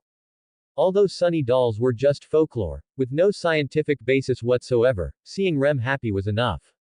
No problem, when it comes to my thoughts for Subaru, Rem definitely won't lose to anyone. Rem suddenly clenched her small, delicate fists, her blue eyes sparkling with firm determination, but then she shyly lowered her head. Of course, Rem's thoughts might not compare to Subaru's. Hey, you can't be sure about that. Nitsuki Subaru laughed and gave a thumbs up. That's the kind of unyielding spirit we need. Although the direction of Rem's thoughts seems a bit off. The thought. What exactly do we need to do? Rem asked, tilting her head curiously, like a knowledge-seeking kitten. Follow me. Nitsuki Subaru winked mysteriously, leading Rem to his room. Then, he rummaged through a drawer, pulling out scissors, white cloth, cotton thread, and other items. Today, I'll let Rem witness my craftsmanship. Subaru even knows how to do needlework. Rem widened her azure eyes in surprise, her small mouth slightly agape, revealing a cute expression. HMPH, don't underestimate me. Nitsuki Subaru proudly lifted his chin, his fingers deftly manipulating the white cloth and cotton thread in his hands. This level of needlework is a piece of cake for me. Nitsuki Subaru skillfully made the sunny doll while patiently explaining the steps to Rem. Look, first you wrap the cotton ball in the cloth. Make sure to wrap it roundly. Then tie it tightly with thread at this position. The white cloth fluttered between his fingers, quickly taking shape. Halfway through, Nitsuki Subaru suddenly stopped, turned to Rem, and dangled the half-finished sunny doll in his hand. By the way, Rem, want to give it a try? See, can I? Rem took the materials and carefully followed Nitsuki Subaru's instructions. Is it like this? Ah, the thread is tangled. It's okay, it's always like that at the beginning. Yes, just loop it around like that. Rem learned so quickly. Nitsuki Subaru naturally took Rem's hand, helping her adjust the position of the cotton thread. However, Rem's palm was soft and warm, making him pause for a moment. Subaru. Rem looked up slightly, noticing Nitsuki Subaru staring blankly at their intertwined hands, and her cheeks couldn't help but flush. What's wrong? Ah, nothing. Nitsuki Subaru finally came back to his senses and hurriedly covered it up. Come, I'll teach you, it's actually very simple. With their tacit cooperation, they soon completed a round and cute sunny doll. Nitsuki Subaru picked up a pen and seriously drew a radiant smile on the white cloth ball. Finally, draw a smile, all done. Nitsuki Subaru held up the finished sunny doll, showing it to Rem. Will this do it? Rem took the sunny doll with both hands, holding it gently in her palms as if it were a rare treasure, her blue eyes sparkling with anticipation. That's right, next, just hang it by the window in your room, and then. At this point, a mischievous glint flashed in Nitsuki Subaru's eyes, and he suddenly leaned close to Rem's ear, whispering softly, you have to use all your strength to pray to the sunny doll for clear weather tomorrow. Rem's ears burned from Nitsuki Subaru's sudden closeness, but she still nodded seriously. All my strength. Of course. Nitsuki Subaru straightened up, took a deep breath, clenched his fists in front of his chest, and made a forceful expression. It has to be like this, it must be sunny tomorrow. That's how it's done. PFF'd. Rem was amused by Nitsuki Subaru's antics and quickly covered her mouth. Sorry. Hey, what's there to apologize for? Nitsuki Subaru pretended to be angry and puffed out his cheeks. I was seriously teaching Rem the correct posture for praying. Yes, Rem understands. Rem quickly nodded, imitating Nitsuki Subaru by clenching her small fists, but her voice was as soft as a mosquito's buzz. Please let it be sunny tomorrow. I can't take it. The usually so capable Rem is actually this shy. Thinking of this, Nitsuki Subaru felt as if his health bar was rapidly dropping, yet he began to spout nonsense with a straight face. Your voice is too soft, Rem. You have to shout it out loud like I did just now, show some spirit. Please let it be sunny tomorrow. Rem suddenly raised her voice and shouted, then shyly lowered her head. Is this okay? Perfect. Nitsuki Subaru clapped his hands in praise, his eyes full of laughter. Looks like Rem has mastered the essence. Subaru's hometown sunny dolls are really cute. Rem looked at the sunny doll in her hands, a sweet smile on her face. Rem is much cuter than the sunny doll. Nitsuki Subaru said without thinking, but then, realizing what he had said, quickly added, Rem's smile is even more radiant and moving than the sunny doll's. Subaru, you're making that kind of joke again. Rem's fair cheeks instantly flushed crimson, even the tips of her ears turning bright red. How am I joking? Nitsuki Subaru said in all seriousness, but after seeing Rem's flushed face, he still couldn't help but laugh out loud. Alright, I won't tease you anymore. Sunny doll, it must be sunny tomorrow. Rem held the sunny doll in both hands, her blue eyes sparkling with gentle light, a sweet smile unconsciously appearing on her lips. Oh no, my heart is beating so fast. Where did the aloof Rem from before go? This gentle and cute appearance, who can resist it? Nitsuki Subaru felt his heart race and quickly pretended to cough, averting his gaze. Cough, Rem, do you want to try making one too? You can hang it in your room. See, can Rem make one herself too? Rem tilted her head in surprise, her blue hair swaying gently with the movement, like a curious kitten. Could it be? Can there be many sunny dolls? Of course. Nitsuki Subaru couldn't help but laugh, gesticulating wildly. In my hometown, if the school organized a spring outing the next day, every household's windows would be full of sunny dolls. Sometimes, one window could have over a dozen. Oh, over a dozen. Rem widened her blue eyes, her small mouth slightly agape, her expression one of disbelief. That scene must be very spectacular. Yeah. Nitsuki Subaru nodded, then suddenly glanced at the sky outside the window, remembering he still had daily training tasks to complete. By the way, Rem, I have to go finish today's running training. Nitsuki Subaru said somewhat apologetically to Rem. Do you want to try making one first?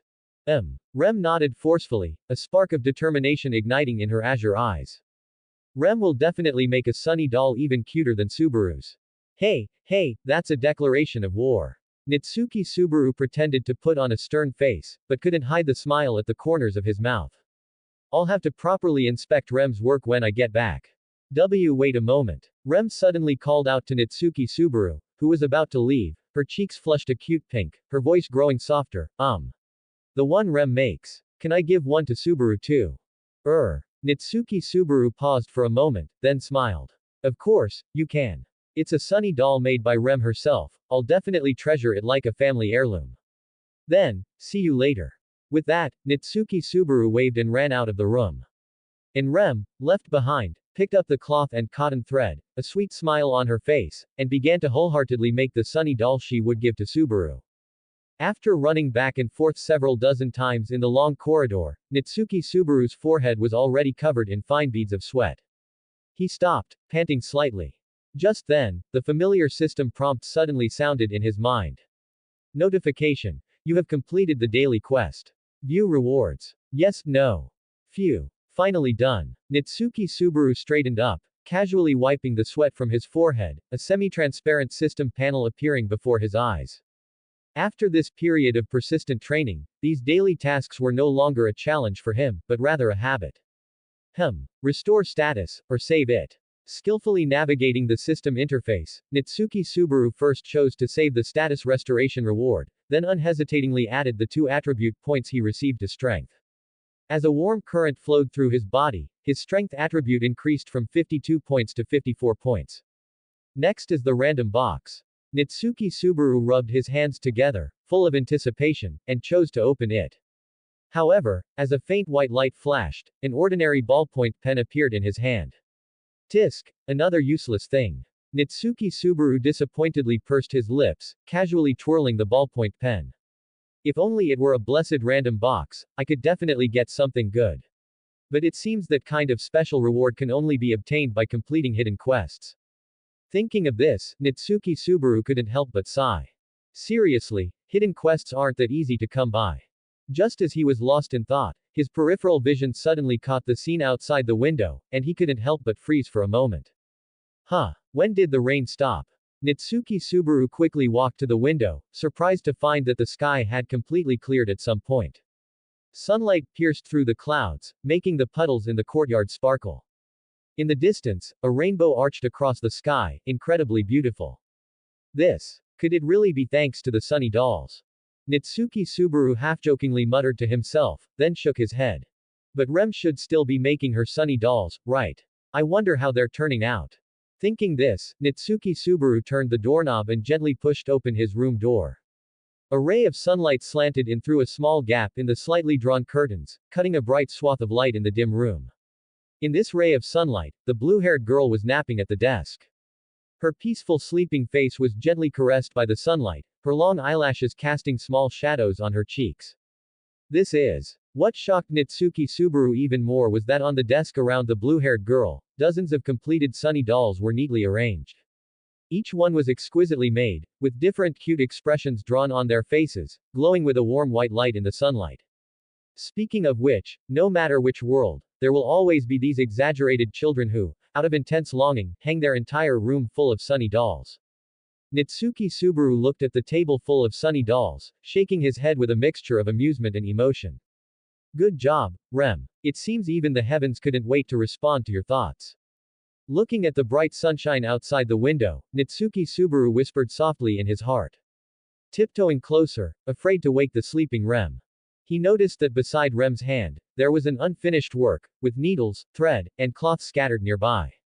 Looks like she fell asleep halfway through because she really couldn't hold on any longer.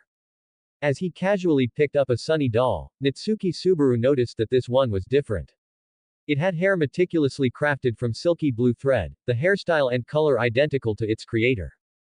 This is Rem herself. The bright smile sketched on the doll's face made Natsuki Subaru feel incredibly familiar and warm. Subaru. Just then, Rem suddenly murmured softly in her sleep. It's so good to have met you. Is she really talking in her sleep, or is she pretending to be asleep and being mischievous? Natsuki Subaru unconsciously reached out, gently stroking Rem's blue hair with utmost tenderness, feeling the strands flow through his fingertips. As he looked down at Rem's sleeping face, besides that heart-stirring faint smile, he also noticed she was tightly clutching a special sunny doll in her hand. It was a fellow with glaring, Sanpaka eyes, looking particularly fierce among all the smiling faces. Hey, this couldn't be me, could it? Natsuki Subaru's lips twitched, and he laughed silently. By the way, am I that fierce? Looking at this fierce version of his own sunny doll, then at the bright clear sky outside the window, a warm current surged through Natsuki Subaru's heart. Come to think of it, tomorrow will definitely be good weather. The next day. It was a beautiful day with a cloudless sky, bright and clear from early morning. This must be the good luck brought by all the sunny dolls Rem hung in her room yesterday. Natsuki Subaru thought, looking at the azure sky. The cherry blossom forest was some distance from the mansion. The two set off early in the morning and finally arrived at their destination before lunch. As they stood before the cherry blossom forest, a gentle breeze brushed their faces, as if welcoming their arrival. So beautiful. Rem looked up at the cherry blossoms in full bloom, her blue eyes reflecting the sea of pink flowers. Yeah. Natsuki Subaru nodded in agreement, stopping with Rem to admire the breathtaking scenery. The gentle breeze carried the fragrance of cherry blossoms, the green grass beneath their feet was like a carpet, the sunlight fell gently, and even Rem beside him was intoxicatingly beautiful. Suddenly, a piercingly painful image flashed through Natsuki Subaru's mind. It was the cruel scene from the original work. Rem's desperate figure being swallowed by the white whale when she faced it alone.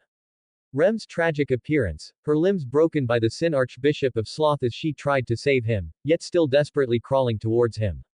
In Rem's pale face after her memories were stolen by the Sin Archbishop of Gluttony, falling into an eternal sleep. Ah! Natsuki Subaru violently shook his head, forcefully expelling these nightmarish memories from his mind. Those are just possibilities from other world lines, completely unrelated to us now. But precisely because I know those possibilities, I must protect the happiness we have now even more. Subaru. Rem's worried voice suddenly sounded beside him, pulling him back to reality, her azure eyes filled with concern. Subaru suddenly spaced out. Did you encounter some trouble? It's nothing. Natsuki Subaru came back to his senses, a gentle arc naturally forming on his lips as he reached out to brush away a cherry blossom petal that had fallen on Rem's shoulder, and said softly. I just feel that being able to view cherry blossoms with Rem is simply too blissful. Those tragic endings. I will absolutely not let them be repeated in this world. No matter who the opponent is, if they dare to harm Rem, I'll even kill a god for you. Natsuki Subaru clenched his fists, making a firm vow in his heart. It's great that Subaru is okay. Rem blinked her large azure eyes and smiled sweetly. Then, Rem will go prepare lunch now. Rem, do you need my help?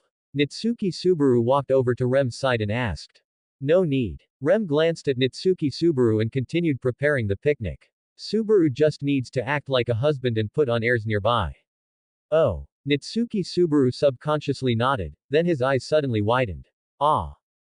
Band. Did he hear wrong? Did Rem just say, husband? Hee. Rem suddenly stuck her tongue out playfully at Natsuki Subaru, and before he could react, she darted past him with the picnic basket, running towards a cherry blossom tree not far away. Her blue hair fluttered in the spring breeze, and he could vaguely see the tips of her ears turning red. Unknowingly, has my relationship with Rem become so intimate? Natsuki Subaru muttered to himself, watching Rem's busy figure. If we were to calculate it based on affection levels in a game, our intimacy should have long surpassed the lover level, right? Natsuki Subaru chuckled and shook his head, walking towards Rem. Pink petals fluttered down, adding a touch of romance to this warm scene. Subaru, is it okay if Rem spreads the picnic blanket here? Rem asked. It couldn't be more perfect. Nitsuki Subaru looked around and praised sincerely. The spot Rem chose has a wide view and is shaded by trees. It's simply the best place for a picnic. Hearing this, Rem showed a sweet smile. Then please wait a moment, lunch will be ready soon. A gentle breeze swept across the clearing under the trees, Rem's blue shoulder-length hair fluttering in the wind. She gently tucked the scattered strands behind her ear. This simple action, set against the backdrop of dancing cherry blossoms and swaying green grass, was like a vivid oil painting. Nitsuki Subaru, at the side, couldn't help but be mesmerized. Subaru, these cherry blossoms are really beautiful. Rem tilted her head up, looking at the sea of pink flowers blooming above. Yeah, they're really too beautiful. Nitsuki Subaru's gaze, however, remained fixed on Rem's profile, softly outlined by the sunlight, and he couldn't help but nod in agreement. After lunch, when we're resting, let Rem massage Subaru's shoulders like last time. Rem said while setting out the tableware. Then I won't be polite. Nitsuki Subaru replied with a smile. I can also add a backrubbing service. Rem added, a mischievous glint in her eyes. Wow. This treatment is too good, isn't it? Nitsuki Subaru slightly widened his eyes, pretending to be in disbelief.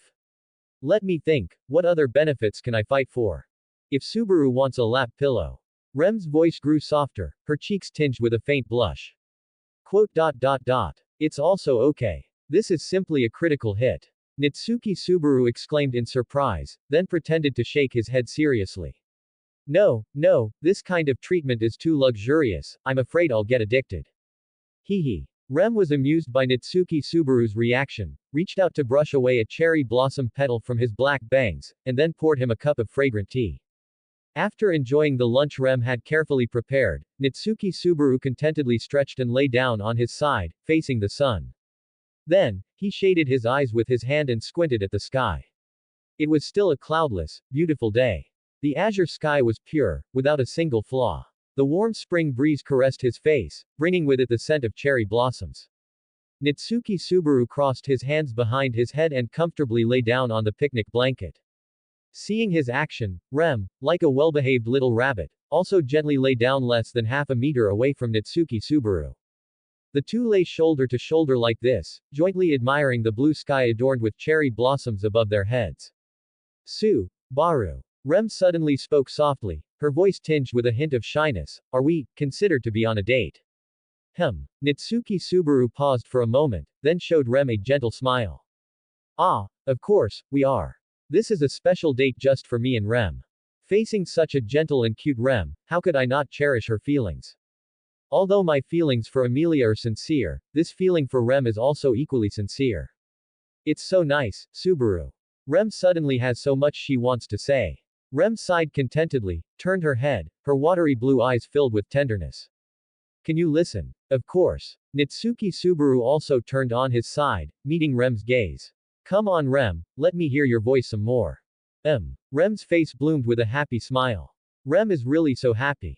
From now on, no matter what happens, at least the only thing Rem can do now is to cherish this moment with all her heart and strength. Yeah. Nitsuki Subaru gazed into Rem's eyes. I also cherish this time immensely. A sweet atmosphere permeated the air. It was hard to tell if this intoxicating feeling came from Rem's gentleness, the surrounding cherry blossoms' fragrance, or the wonderful combination of both. Rem. Nitsuki Subaru suddenly called out softly. Rem is listening. Rem's cheeks turned slightly red, yet she still looked directly into Nitsuki Subaru's eyes. This moment. Saying this, Nitsuki Subaru took out the mobile phone he had brought from his original world from his system inventory. We have to record it forever. Then, he pressed the power button. To save battery, this phone had been kept off, and now it was finally being put to use. Come, let's capture time together. Nitsuki Subaru held up his phone, aiming the camera at himself and Rem lying under the cherry blossom tree. Let's use this magic device to preserve this moment forever. Ready, Nitsuki Subaru stretched out his arm, framing their happy smiles in the viewfinder. 1, 2, 3. With a click, the phone permanently captured this beautiful moment. In the picture, the black-haired young man and the blue-haired girl lay shoulder to shoulder under the cherry blossom tree, their faces beaming with sweet smiles. Pink petals danced in the air, sunlight filtering through the leaves and sprinkling onto them, creating an eternal image. Glowing star. Join us. Ghost patreon.com/walnutchandghost. 5 comments 0 vote. Chapter 49. Ram's sharp tongue is her charm and entering the dungeon. Double chapter. It was another quiet night. Nitsuki Subaru sat alone in his room, flipping through the Lugnica children's story collection. After Ram's literacy lessons, he could basically understand the content now, although he still occasionally encountered a few unfamiliar characters. This character should be read as road, right. Nitsuki Subaru scratched the back of his head, pondering, then suddenly laughed self-deprecatingly. If Ram saw me looking so serious, she'd definitely say something like, Barusu is actually using his brain, how rare. Unknowingly, waiting for Ram or Rem to come supervise his studies every night had become a habit. However, most of the time it was Ram who came, as Rem's work was always very packed. Today, the agreed time had passed, but Ram had yet to appear. Strange, it's already past the agreed time, huh? Nitsuki Subaru looked up at the wall, where a magic crystal emitting a faint blue light was embedded.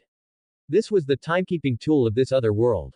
Its function was similar to a clock from Nitsuki Subaru's original world, but it used changes in magical elements to indicate time. The magic crystal would change color according to different time periods. Green, symbolizing wind, represented midnight to 6 in the morning, wind hour, scorching red represented 6 in the morning to noon, fire hour, deep blue represented 6 in the evening to midnight, water hour, and calm yellow represented midnight to early morning, earth hour. According to this world's timekeeping method, the blue light meant it was now the water hour, which was 6 o'clock to 12 o'clock at night. Why hasn't Ram come yet today? Was she delayed by something? Nitsuki Subaru rested his chin on his hand and muttered to himself, forget it, I'll review by myself first. Then, Nitsuki Subaru picked up the quill pen and listlessly wrote familiar names on the paper. Rem, Ram, Amelia, then added Beatrice and Puck. As he wrote, the characters under his pen unknowingly turned into Ram's name. And he wrote more and more, until the entire sheet of paper was covered with Ram's name. Why is it all Ram's name? Nitsuki Subaru suddenly stopped the quill pen in his hand, looking at the paper somewhat dazed. Speaking of which, Ram has been teaching me literacy recently. Nitsuki Subaru was slightly lost in thought, chewing on the end of the quill. Every day, listening to Ram explain the pronunciation of each character in her unique cool voice, watching Ram's slender fingers elegantly demonstrate the stroke order, unknowingly, these images seemed to have been deeply imprinted in his mind. So, that's why I subconsciously wrote her name so many times. Just then, the room door creaked, opened softly. Ram, you're finally here. Nitsuki Subaru looked up. What's there to be surprised about? The pink-haired maid elegantly walked into the room. For Ram, appearing on time would be more unusual, right? Hey, punctuality is clearly a virtue, okay. Looking at the nonchalant Ram, Nitsuki Subaru couldn't help but retort, you haven't mixed up the concepts of punctuality and being late, have you? Ram blinked her wine-red eyes and calmly said, Ram just happened to have work to attend to. Then, may I inquire, what important work was it? Nitsuki Subaru asked with great interest. I wanted tea when I passed the kitchen, so I made a cup. Ram replied lightly. You're completely twisting the definition of work, aren't you? Nitsuki Subaru's mouth twitched, and he sighed, resting his forehead in his hand. Setting that aside, Ram changed the subject, how is Barusu's new learning progress? It's all right, I guess. Nitsuki Subaru handed over the paper filled with Ram's name, saying with a smug look, I just wrote your name a few hundred times, that's all. Quick, evaluate it, isn't my progress incredibly fast? Barusu's handwriting is like the tracks left by an earth dragon. Ram took the paper, glanced at it, and then gave her evaluation expressionlessly. This ugly handwriting has defiled the pure paper. Enough. Seeing Ram seemed to be getting more and more into it, Nitsuki Subaru quickly raised his hand to interrupt her. He should have anticipated this kind of answer. To think he foolishly expected some kind of good evaluation. Ram looked at Nitsuki Subaru's dejected appearance, the corners of her mouth lifting almost imperceptibly. However, just this once, I'll give useless Barusu a tiny bit of praise. Although the handwriting is still like an earth dragon rolling around, compared to the initial scribbles, at least now you can tell they are characters. Wait. Nitsuki Subaru suddenly looked up. Did Ram just casually insult me again? You heard wrong. Ram turned away without changing her expression. Well then, let's continue practicing. Today's learning task is. Hey, don't pretend you didn't hear me. Nitsuki Subaru chased after Ram, protesting, but also noticed a flicker of a smile in her eyes. This girl is definitely doing it on purpose. Although she was sharp-tongued, Nitsuki Subaru knew in his heart that this was Ram's way of praising him. He was already used to Ram's poisonous remarks. If only Ram's personality could be as soft and cute as Ram's. But, on second thought, if that were the case, then she wouldn't be Ram, right? After all, the contrast in the personalities of these twins was their charm. Looking at Ram's iconic cold expression, Nitsuki Subaru suddenly felt that this sharp-tongued attribute suited her quite well. Why do I feel like Barusu is thinking something lewd? Ram keenly sensed Nitsuki Subaru's gaze lingering on her and slightly narrowed her wine-red eyes. No, don't talk nonsense. Nitsuki Subaru immediately denied, his voice unconsciously rising an octave. Answering so hesitantly, you're obviously guilty. Ram's tone was still flat, but carried an undeniable certainty. Hey, don't wrong an innocent person. Nitsuki Subaru protested, but inwardly, he was clicking his tongue. Such keen observation, is this Ram's terrifying aspect? Is that so? Ram replied noncommittally, her wine-red eyes turning to the fairy tale book in Nitsuki Subaru's hand, her slender fingers gently tapping the spine. However, Barusu, you should have finished reading this fairy tale book by now, right? Do you recognize all the characters inside? Of course. Nitsuki Subaru straightened his back, slapping the book, making a pa sound. These past few days, I've almost worn out the Ludnica children's story collection. After all, in this unfamiliar other world, literacy was indeed the primary necessity for survival. So, he had been studying literacy very diligently these past few days, even 100 times more diligently than when he was in school before transmigrating. Probably because, the teacher was a beautiful girl like Ram. Oh. Ram elegantly approached, her pink hair glowing softly in the candlelight. Barusu is actually reading voluntarily. It seems it's going to rain red tomorrow. Hey, you make it sound like I never study. Nitsuki Subaru pouted, dissatisfied. Isn't that so? Ram tilted her head. The day before yesterday, a certain someone wrote the character for water as fire. That was an accident. Nitsuki Subaru immediately defended himself. Besides, those two characters look so similar. Similar. Ram feigned confusion, blinking. Like Barusu's looks and an earth dragon's intelligence. That's not similar at all. Wait. Nitsuki Subaru suddenly reacted. Hey, you're insulting me, aren't you? Ram blinked. Oh dear, I've been found out. Nitsuki Subaru was at a loss for words, looking helplessly at the sharp-tongued pink-haired maid before him, a subtle sense of incongruity rising in his heart. She speaks so harshly, yet she's always thinking of me. This must be my illusion. Nitsuki Subaru couldn't help but recall Ram's different attitudes towards others, gentle and caring towards her sister Rem, friendly and amiable towards guests, and utterly loyal to Lord Rosewall. But why is it that only towards me, it's all sorts of poisonous remarks and mockery? However, Ram suddenly spoke, interrupting Nitsuki Subaru's thoughts. To reward Barusu for writing so many characters, I'll give you this. Ah. What? Nitsuki Subaru looked doubtfully at the item Ram casually placed on the table.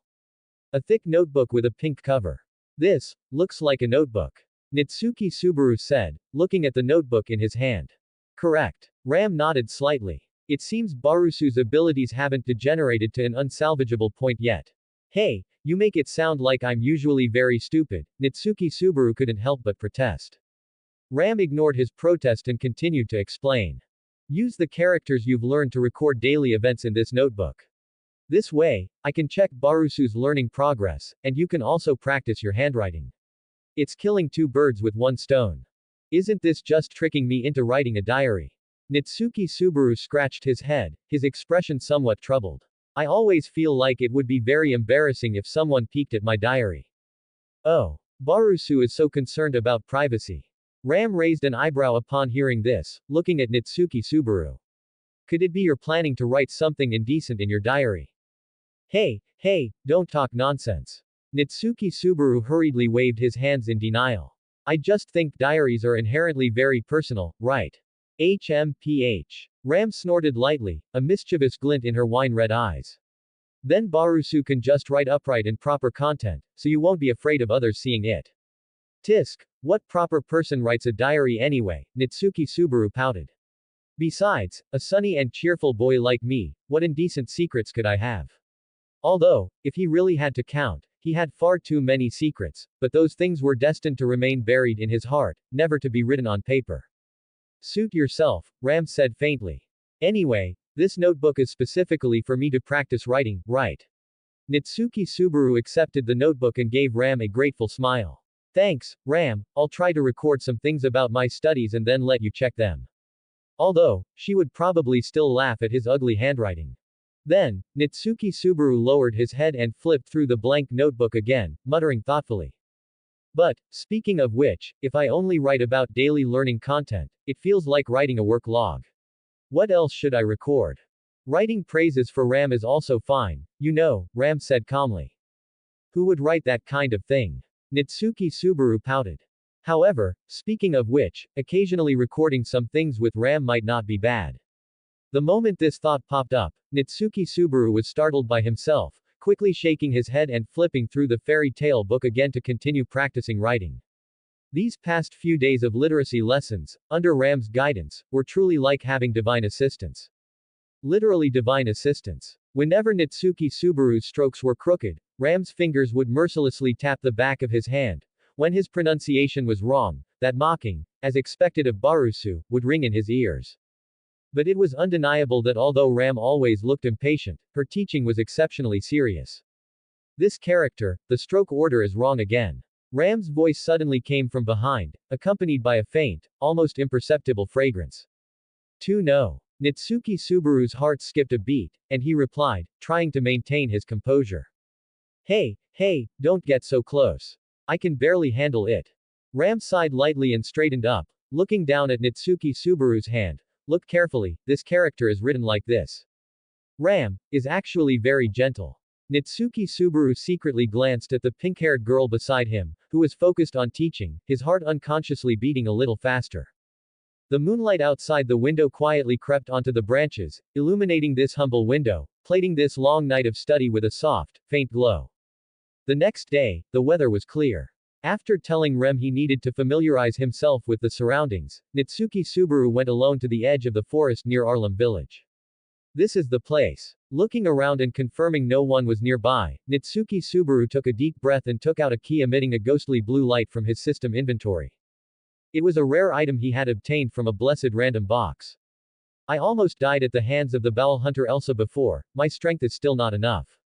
Nitsuki Subaru clenched the key in his hand, his eyes becoming resolute. Soon, he would have to accompany Amelia to the royal capital as a knight to participate in the royal selection. At that time, the Mabeast White Whale, the fanatical witch cult, and that insane Sin Archbishop of Sloth, countless troubles would follow one after another. I must become stronger. Strong enough to protect everyone. Nitsuki Subaru lowered his head and stared at the key in his hand, the item information appearing before his eyes. Item: Temporary Dungeon Teleport Key. Type: Consumable, one-time use. Quality: Rare. Use limit: 0/1.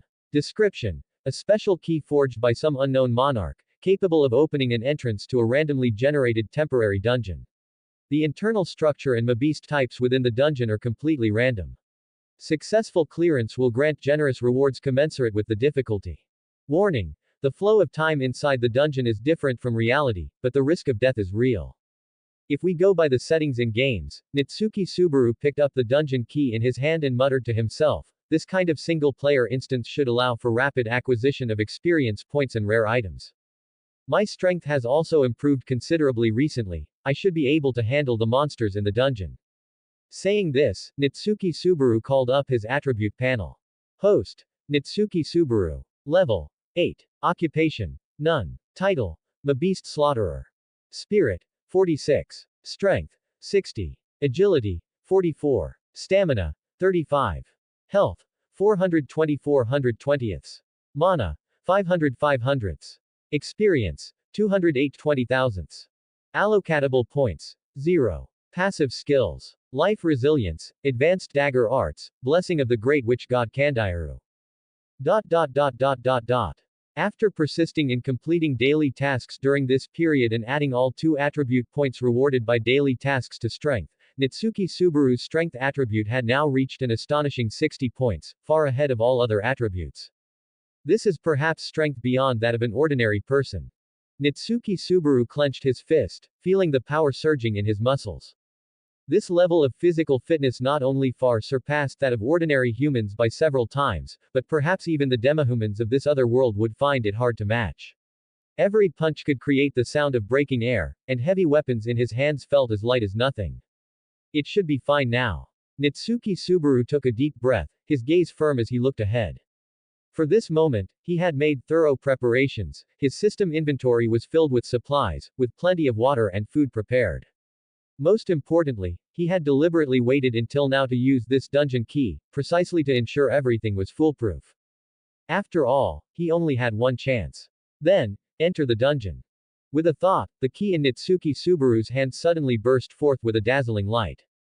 The space in front of him twisted and tore, and a stone door engraved with ancient runes appeared out of thin air.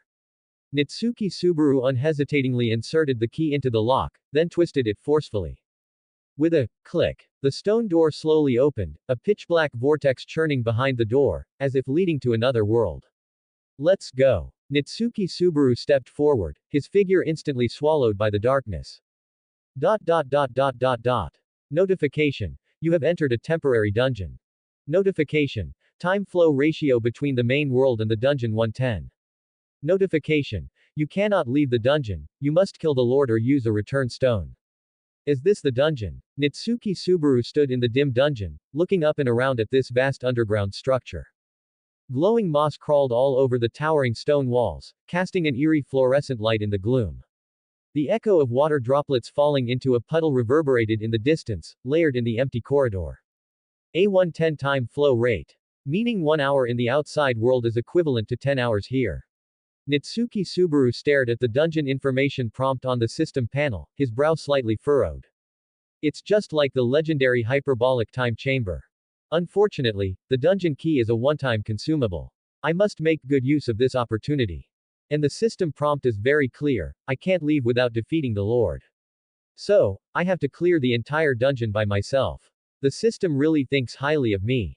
Thinking of this, Nitsuki Subaru clenched his fist, his eyes growing sharper, but so what?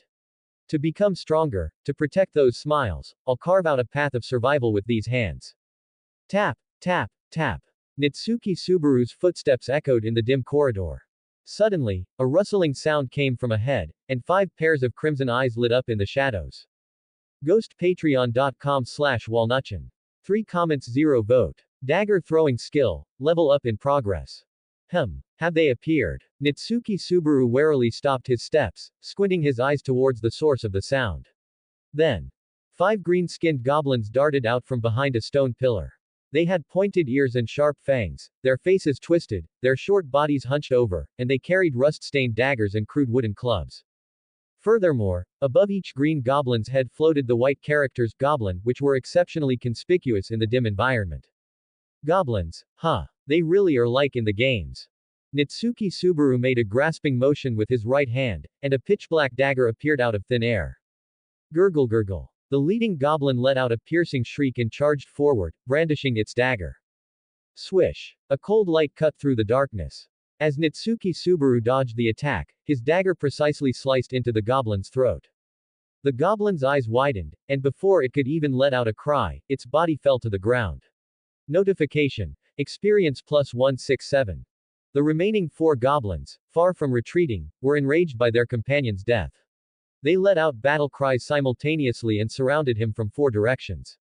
Good timing. Nitsuki Subaru's lips curved slightly.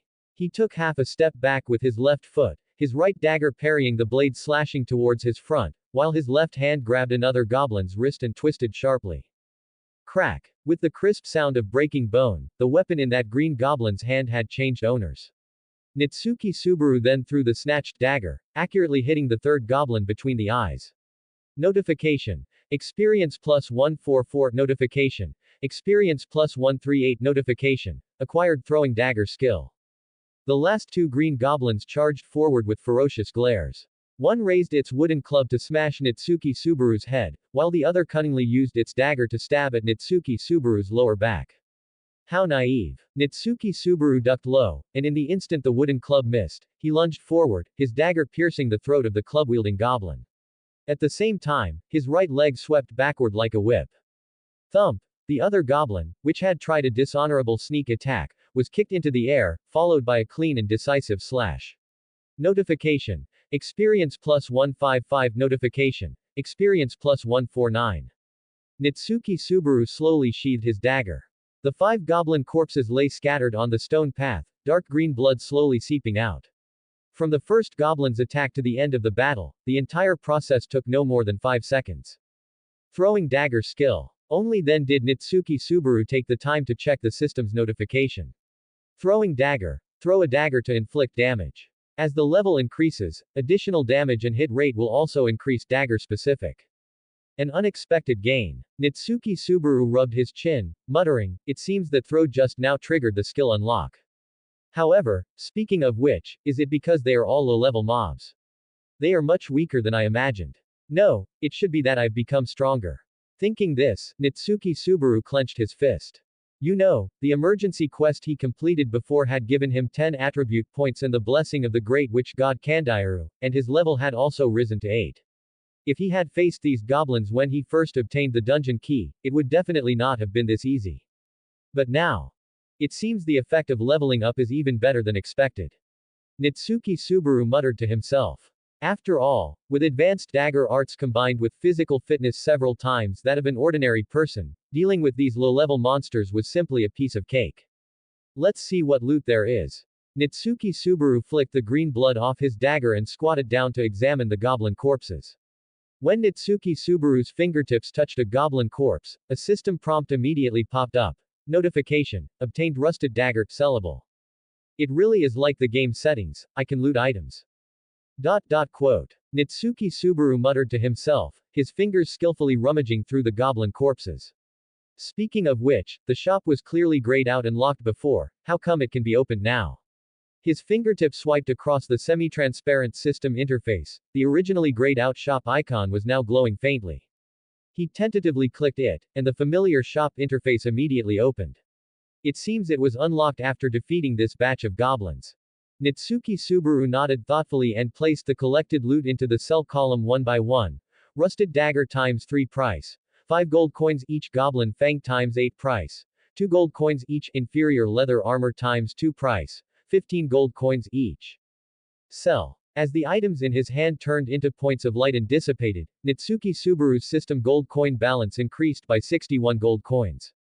Finally got some money. Nitsuki Subaru eagerly browsed the system shop. The display interface was filled with a dazzling array of various equipment, sharp weapons, sturdy armor, faintly glowing accessories, and colorful recovery potions and attribute-enhancing potions. The variety is quite complete. Let's see what I can buy first. His finger lightly tapped the weapon category, and a deep blue dagger immediately caught Nitsuki Subaru's attention.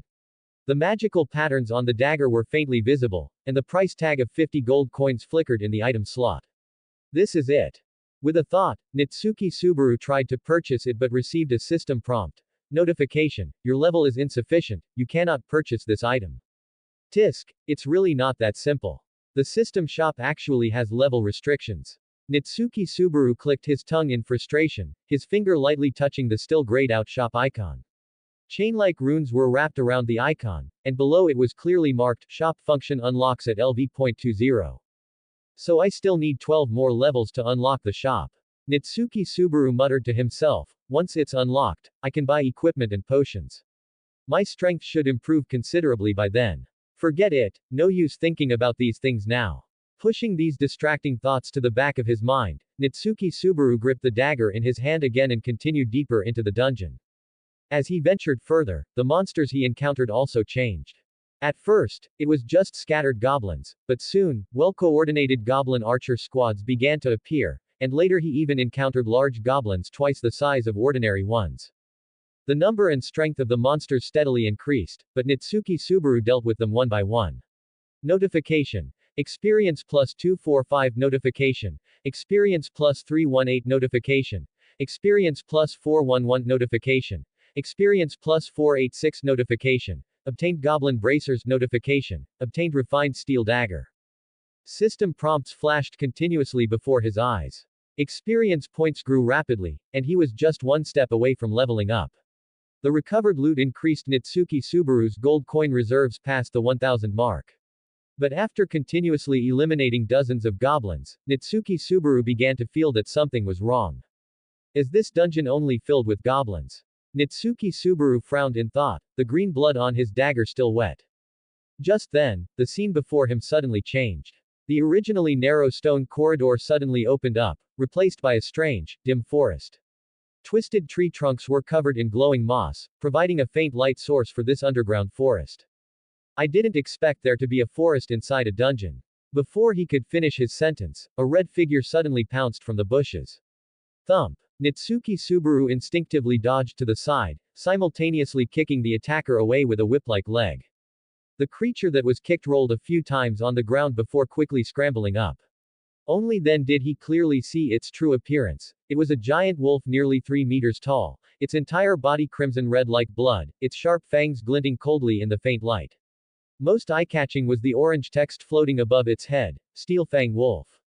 This formed a stark contrast to the white goblin text he had encountered earlier. Finally, something different. A grin of excitement spread across Nitsuki Subaru's lips as he tightened his grip on his dagger. Let me see what you've got. Roar. The Steel Fang Wolf let out a low growl, its scarlet eyes fixed deadly on Nitsuki Subaru. Its 3-meter-tall body crouched slightly, muscles tensed. Suddenly, the Steel Fang Wolf pounced like an arrow released from its bow. Nitsuki Subaru's pupils contracted slightly, and he sharply dodged to the right. The Steel Fang Wolf's sharp claws grazed his clothes, leaving 3 deep gashes on the stone wall. Before he could steady himself, the wolf's tail swept towards him like a steel whip. Tisk! Nitsuki Subaru quickly ducked, and the wolf's tail whistled past his head. Seizing this opening, the dagger flashed with cold light, leaving a bloody gash on the Steel Fang Wolf's hind leg. Roar! The injured Steel Fang Wolf angrily turned, its bloody maw lunging straight for Nitsuki Subaru's head. Nitsuki Subaru leaned back, simultaneously thrusting his dagger upwards. With a crisp clang, the Steel Fang Wolf's sharp teeth actually bit the blade in half. Damn it! Nitsuki Subaru looked at the remaining hilt in his hand, his eyes glinting. He hadn't expected the Steel Fang Wolf's teeth to be so sharp that they could even break his weapon. The Steel Fang Wolf seized the opportunity and pounced again, its 3-meter-tall crimson body pressing down like a mountain. Get lost. Nitsuki Subaru's eyes flashed with determination. He didn't dodge, but instead, threw a powerful punch with his right fist, which had 60 points of strength. Thump. A deafening muffled sound echoed through the underground forest. The Steel Fang Wolf's entire body suddenly stiffened, then flew backward like a rag doll. A thick tree trunk was snapped in half, and the Steel Fang Wolf flew a dozen meters, plowing a deep furrow in the mud. Not over yet. Nitsuki Subaru's leg muscles bulged, and the ground beneath him exploded into a shallow crater. His figure instantly appeared above the Steel Fang Wolf. He pinned the wolf's head with his left hand, while his right hand, gripping the broken hilt, aimed the cold, broken blade at its throat. Awoo! The Steel Fang Wolf struggled frantically, its sharp claws digging deep gouges in the ground. But Nitsuki Subaru's strength was as unshakable as a mountain. The broken blade sank inch by inch into the Steel Fang Wolf's fur. Die! With Nitsuki Subaru's furious roar, the broken blade completely pierced the Steel Fang Wolf's throat. Scalding wolf blood gushed out like a fountain, dyeing the surrounding moss dark red. The Steel Fang Wolf's pupils gradually dilated, and its massive body finally stopped struggling. Notification. Experience plus 1200 notification. Level up. Warm energy flowed throughout his body, and all fatigue was swept away. Nitsuki Subaru flicked the blood from his hand, looking with satisfaction at the LV.9 flickering on his status bar. Finally leveled up again. Let's see what loot there is. Nitsuki Subaru squatted down, his finger lightly touching the still warm corpse of the Steel Fang Wolf. A system prompt immediately unfolded before his eyes. Obtained. Steel Fang Wolf's Fang ×2 quality. Excellent description. A precious material imbued with the beast's ferocious magical power. The surface of the fang is covered in blood-red patterns. Use. Sellable forging material. Sell. Nitsuki Subaru made his choice without hesitation. As the fangs turned into points of light and disappeared, his gold coin balance jumped from 1000 to 1050. A pity, that black blade that accompanied me for so long. Looking at his empty hands, Nitsuki Subaru couldn't help but sigh softly. The black blade dagger was the first weapon he had obtained from a random box when he first completed the daily quest. It held many memories. But, no need to dwell on it. As they say, out with the old, in with the new. As he said this, two flashes of light appeared in his hands, and two brand new daggers materialized. These were the refined steel daggers he had looted from killing goblins earlier. In the dim light, the blades glinted with a cold, sharp light. Although the two daggers were only of ordinary quality, their sharp edges and well-balanced weight satisfied Nitsuki Subaru greatly. The attributes are indeed not as good as the black blade. Nitsuki Subaru skillfully twirled the daggers in his hands, carefully feeling their balance. But they are sharp enough. If I switch to dual wielding, I should be able to make up for some of the attack power difference. Thanks to the passive skill advanced dagger arts, whether it was single or dual wielding, he could grasp the essentials in an instant.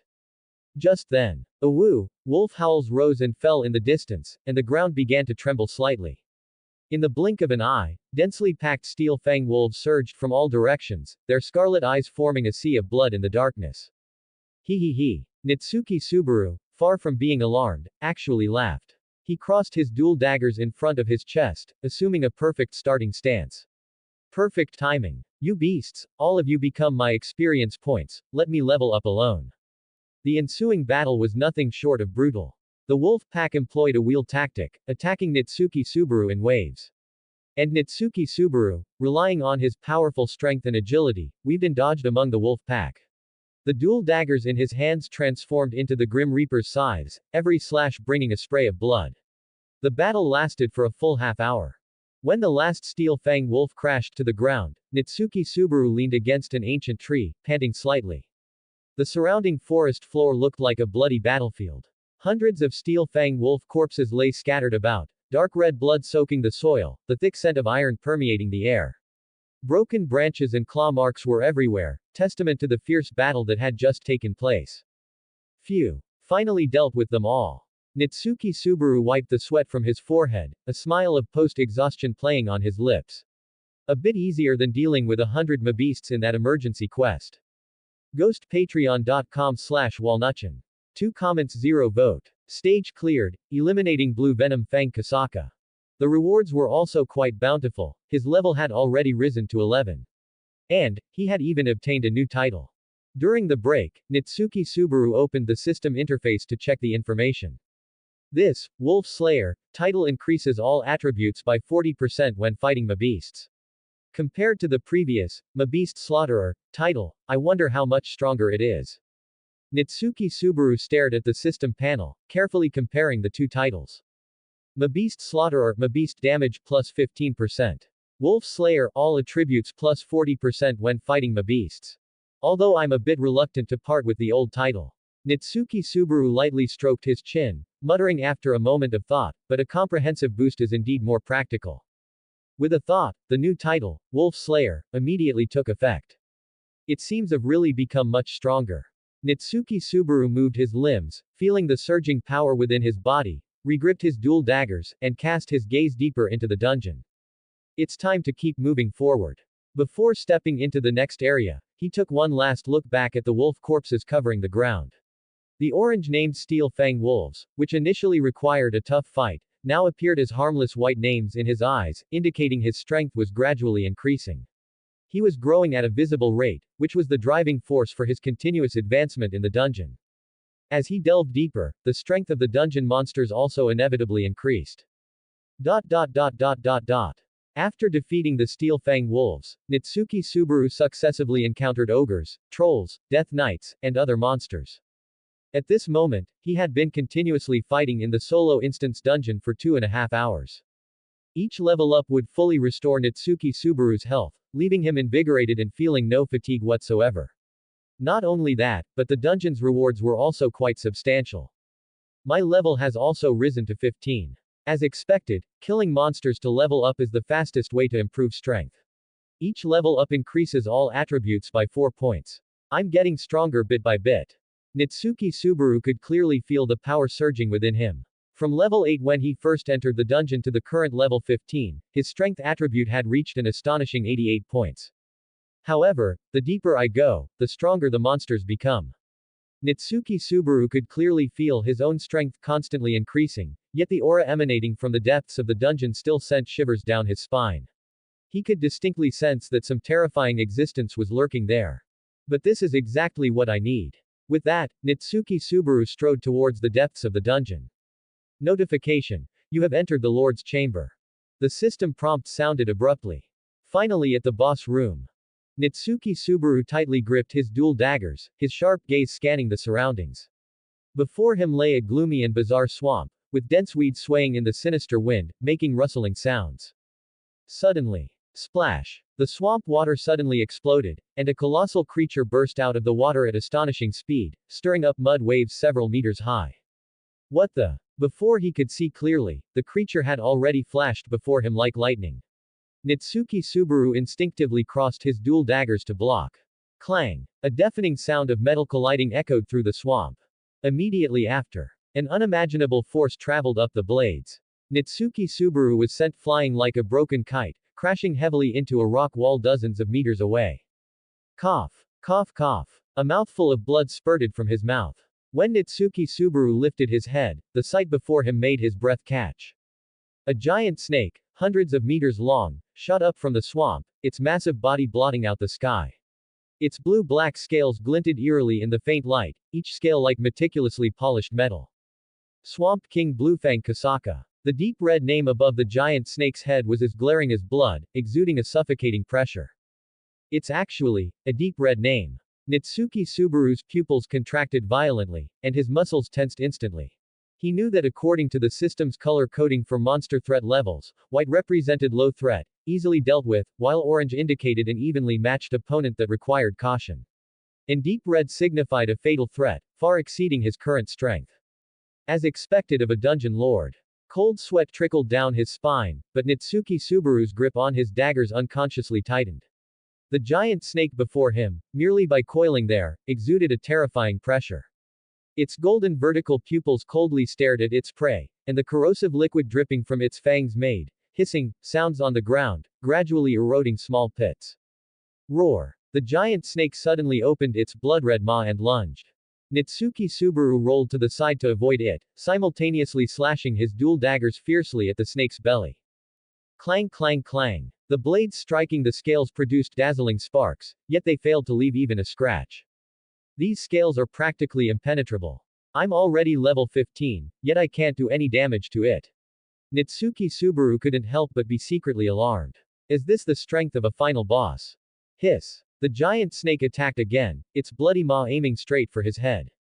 As expected, normal attacks are completely ineffective. Nitsuki Subaru dodged with difficulty amidst the giant snake's torrential attacks, his mind racing. Against a final boss, the Wolf Slayer title's 40% bonus isn't enough. I have to use strategy, wear down its stamina.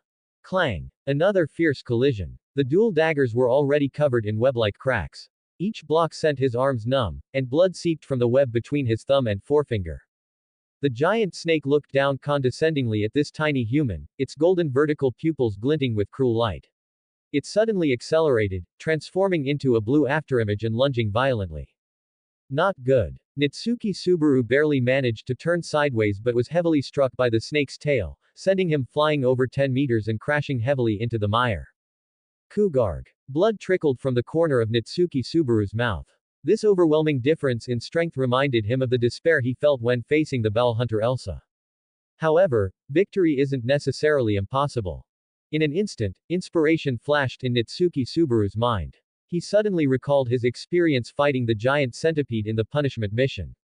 When facing the similarly hard-shelled giant centipede, it was by targeting its fragile compound eyes that he found a breakthrough.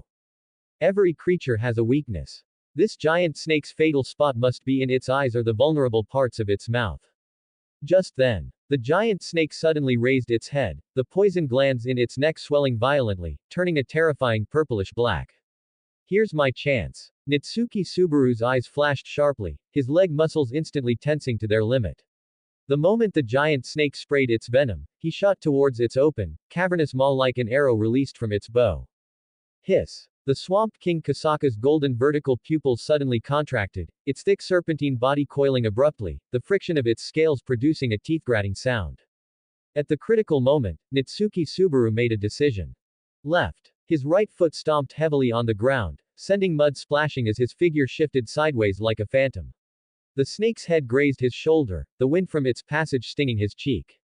Seizing this fleeting opening, Nitsuki Subaru crossed his dual daggers and slashed towards the snake's eye. Clang! The giant snake's eyelids closed in time, the hard scales deflecting the blades. The massive recoil sent Nitsuki Subaru's hands numb, and before he could adjust his stance, the thick snake tail swept towards him like a steel whip. Ah! The blow landed solidly on his waist. Even with an 88-point strength attribute, it seemed insignificant before the giant snake. Nitsuki Subaru flew like a rag doll for dozens of meters, rolling several times in the mire before barely stopping. His health instantly dropped by a third, and a piercing pain shot through his ribs. The health, 32% warning flashed at the edge of his vision. Cough. Damn it. Nitsuki Subaru spat out a mouthful of bloody saliva, watching the giant snake raise its head again, its poison glands swelling to a horrifying purplish black. It's coming. Nitsuki Subaru, enduring the intense pain, rolled sideways. The spot where he had been was instantly dissolved into a large pit by corrosive venom. Poisonous mist rose, burning his exposed skin.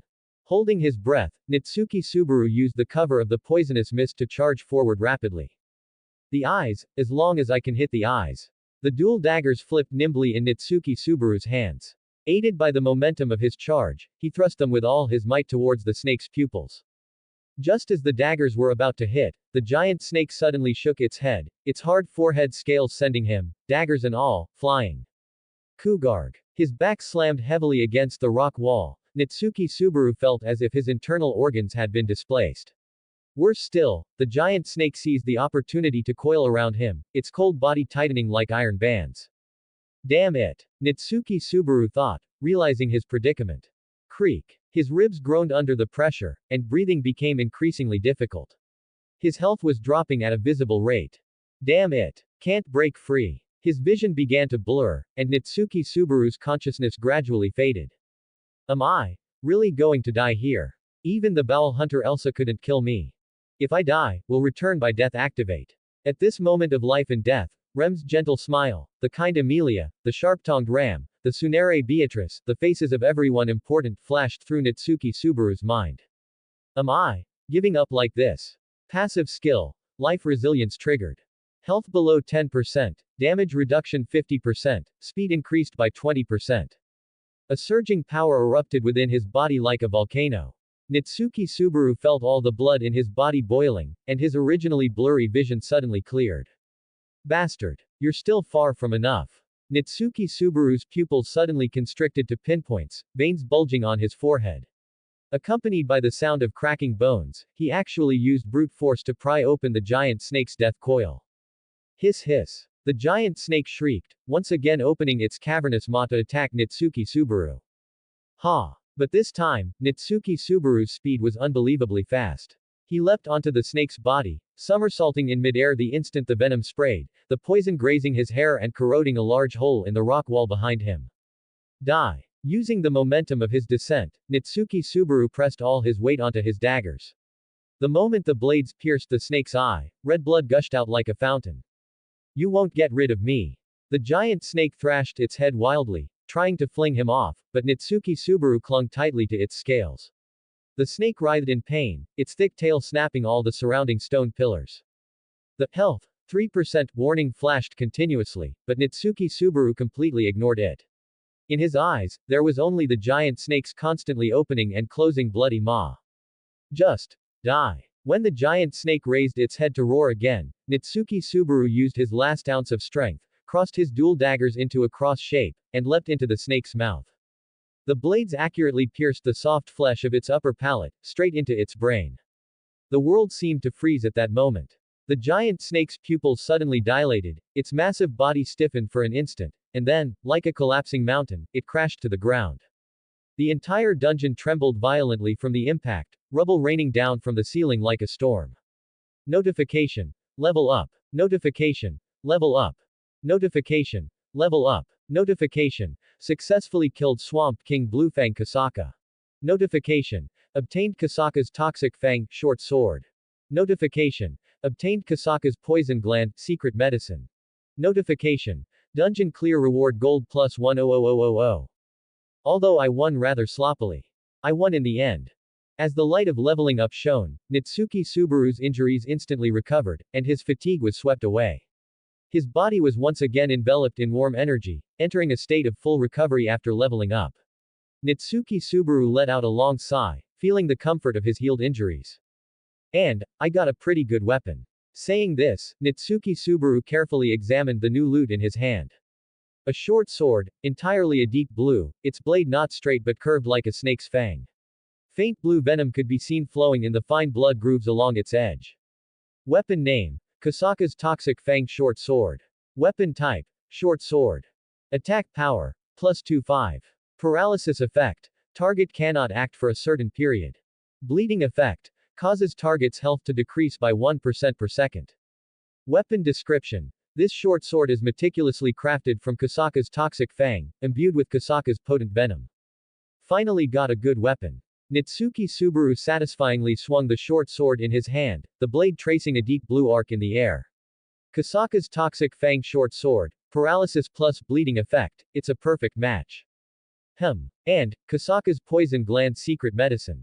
Next, Nitsuki Subaru turned his attention to the other piece of loot. Kasaka's Poison Gland, Secret Medicine. Effect. Gain the effect of Iron Thorn Scales, physical damage 20%. Side effect. Permanent muscle damage, strength permanently 35%. The side effect of this secret medicine is too terrifying. Nitsuki Subaru frowned, storing Kasaka's Poison Gland in his system inventory. A 1/3 reduction in strength. Anyway, I'll keep it for now. Notification. Dungeon Lord has been eliminated, dungeon will now close. Countdown begins. 10, 9, 8. As the system's cold, mechanical voice counted down, the entire dungeon began to twist and deform. The stone walls gradually blurred like melting wax statues, and the surface of the swamp rippled unnaturally. Nitsuki Subaru gripped the newly obtained Toxic Fang Short Sword, feeling the dizziness from the spatial transfer. When the countdown reached 1, his figure, like a pencil drawing being erased, completely vanished from this dungeon where he had battled for several hours. GhostPatreon.com/Walnutchin. 1 comments 0 vote. The Sword Demon and Ferris Meow, so cute, must be a boy. After teleporting out of the dungeon, Nitsuki Subaru immediately took a fresh set of clothes from his system inventory and changed into them. His original clothes had been torn to shreds in the fierce battle with the Lord, Bluefang Kasaka, and were covered in blood and mud, completely unwearable. I didn't expect this trip to the dungeon to let me level up 10 times in one go, directly reaching level 18. Nitsuki Subaru muttered to himself as he straightened his collar. Although he fantasized that if he could enter the dungeon a few more times, he might quickly reach level 100, he also knew this was just a beautiful delusion. After all, as his level continued to rise, the experience points required for subsequent upgrades would increase exponentially. Not to mention, the Mabeast lords inhabiting the deeper areas of the dungeon would only become increasingly terrifying. The most crucial point was that the temporary dungeon key, being a one-time consumable, had already disappeared after use. Since I could get one key from a blessed random box. Nitsuki Subaru thoughtfully rubbed his chin, a glint of anticipation in his eyes. Then there will definitely be a chance for a second, and a third. At that time, I could level up 10 times by clearing a dungeon once. If this continues. An image of himself standing at the pinnacle, his strength comparable to Sword Saint Reinhard, appeared in Nitsuki Subaru's mind, and an unconscious smile spread across his lips. Forget it, now is not the time for daydreaming. But the next second, Nitsuki Subaru suddenly shook his head vigorously, his short black hair swaying, pulling his attention back to reality. However, this increase in strength is truly astonishing.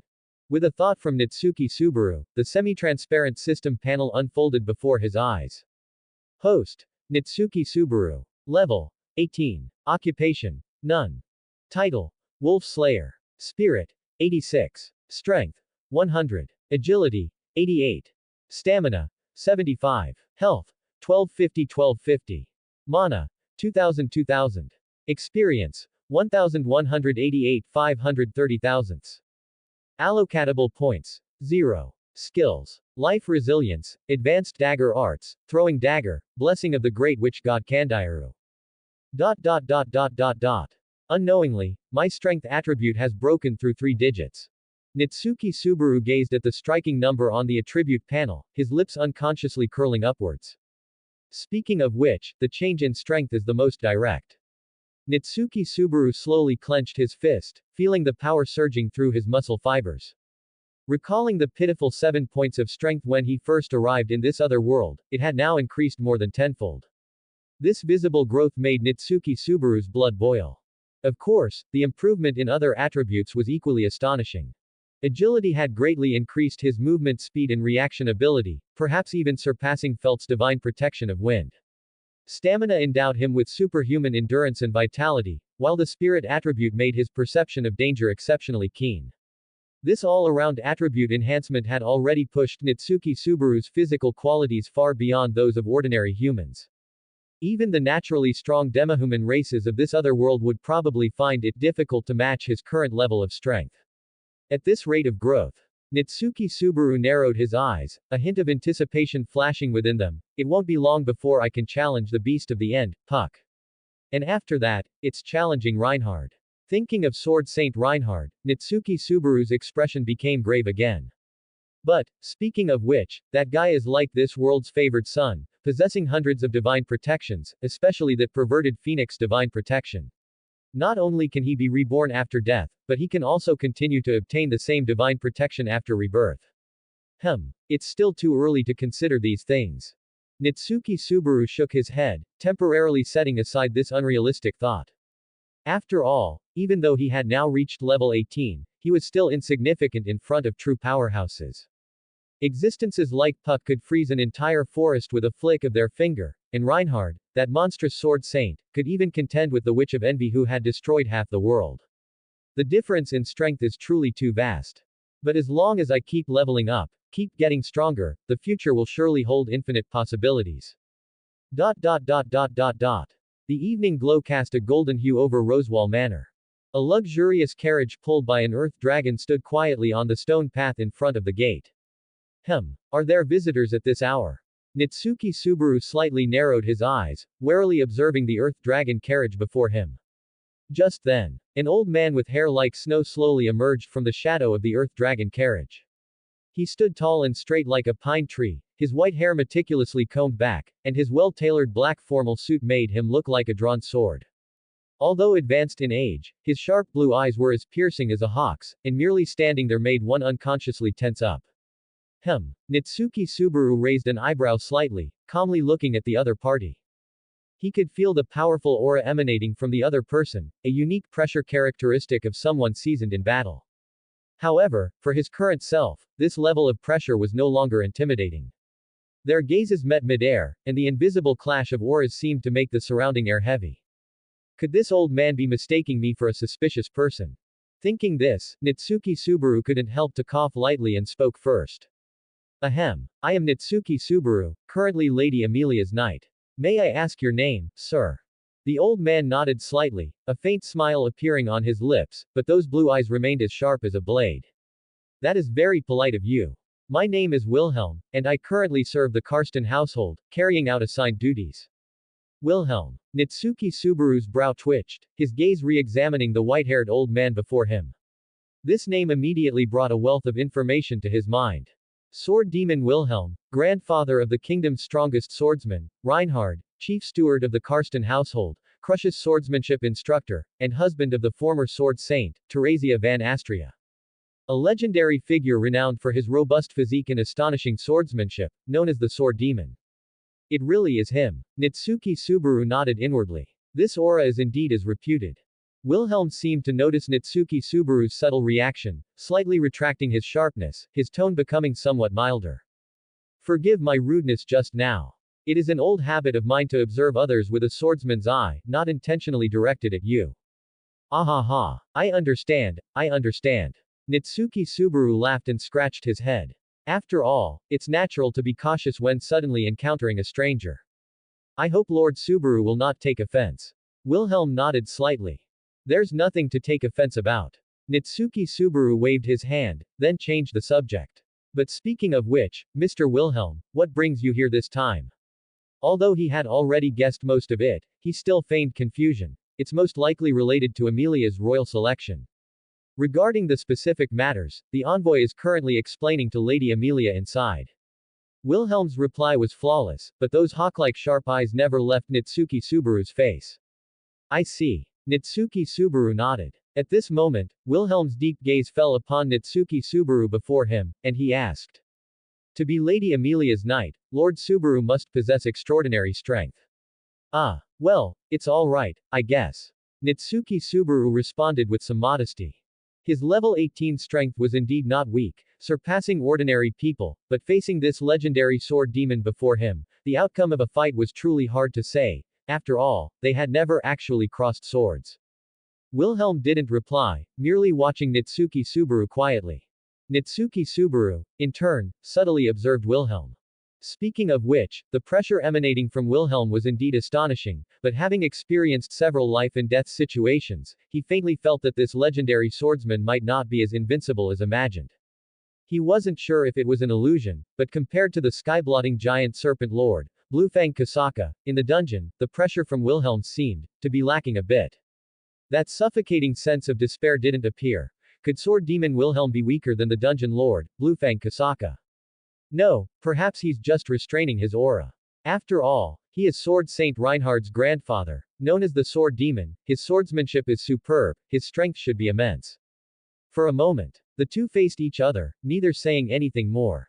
Just as this subtle silence was about to become awkward, Rem's cool voice broke the silence. Subaru, you've returned. She stood in the doorway, her hands elegantly clasped in front of her skirt, her expression calm and dignified. Different from the gentle image she usually presented, at this moment, she was fully in the state of a professional maid.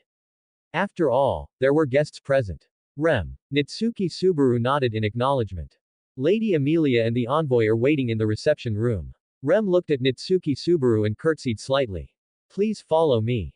Understood. Nitsuki Subaru turned to Wilhelm, a polite smile on his lips. Mr. Wilhelm, it seems we'll have a chance to continue our conversation later. Please, go ahead. Wilhelm nodded. Afterward, Nitsuki Subaru followed Rem through the long corridor. At the entrance of the reception room, Rem elegantly curtsied and excused herself. The moment he pushed the door open and entered alone, Nitsuki Subaru's gaze was immediately drawn to the slender figure in the center of the reception room. It was a young girl, with flaxen, medium-length hair, and a fringe cut straight across her forehead, revealing a delicate, doll-like pretty face. But most eye-catching were the pair of cat ears twitching atop her head, and the fluffy tail swaying gently behind her with her movements. Although her height was similar to Nitsuki Subaru's, her slender figure and the elegant demeanor she exuded with every gesture radiated a unique feminine charm. So, this is a real catered girl.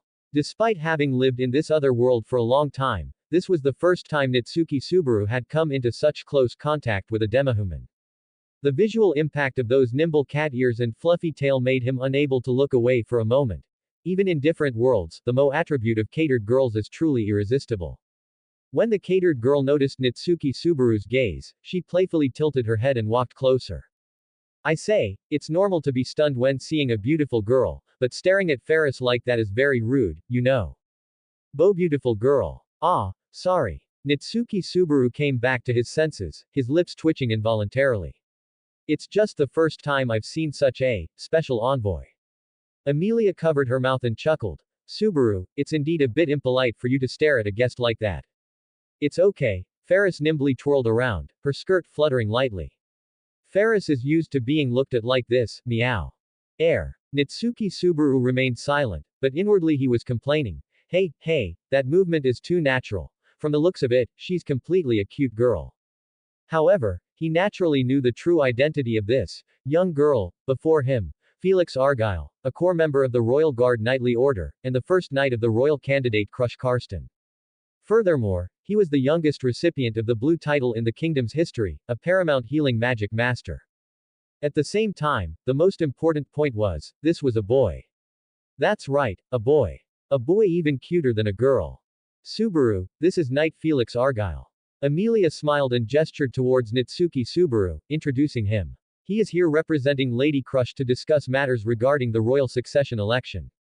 Knight Felix. Nitsuki Subaru struggled to maintain a polite smile, but his eyes unconsciously darted towards those cat ears. Meow meow. Just call me Ferris. Ferris's cat ears twitched deftly, her voice sickeningly sweet. Night and all that is too formal, meow. Air. Okay, Ferris, please take care of me. Nitsuki Subaru's gaze was completely captivated by the fluffy cat ears on Ferris's head, his fingers unconsciously twitching, forcefully suppressing the urge to touch them. The person before him, with a doll-like delicate face, cat ears that twitched with emotion, and that long, fluffy tail swaying leisurely behind. Every detail exuded cuteness. Indeed, someone this cute must be a boy. Subaru. Amelia keenly noticed Nitsuki Subaru's abnormality, leaned slightly, her amethyst eyes showing a hint of concern. Your face looks a bit strange. Are you not feeling well? Ah. No, I'm fine. Nitsuki Subaru quickly waved his hand, then, realizing his gaffe, cleared his throat to adjust his expression. Ahem. I just didn't expect visitors at this hour. Hearing this, Amelia smiled gently and continued to introduce Ferris.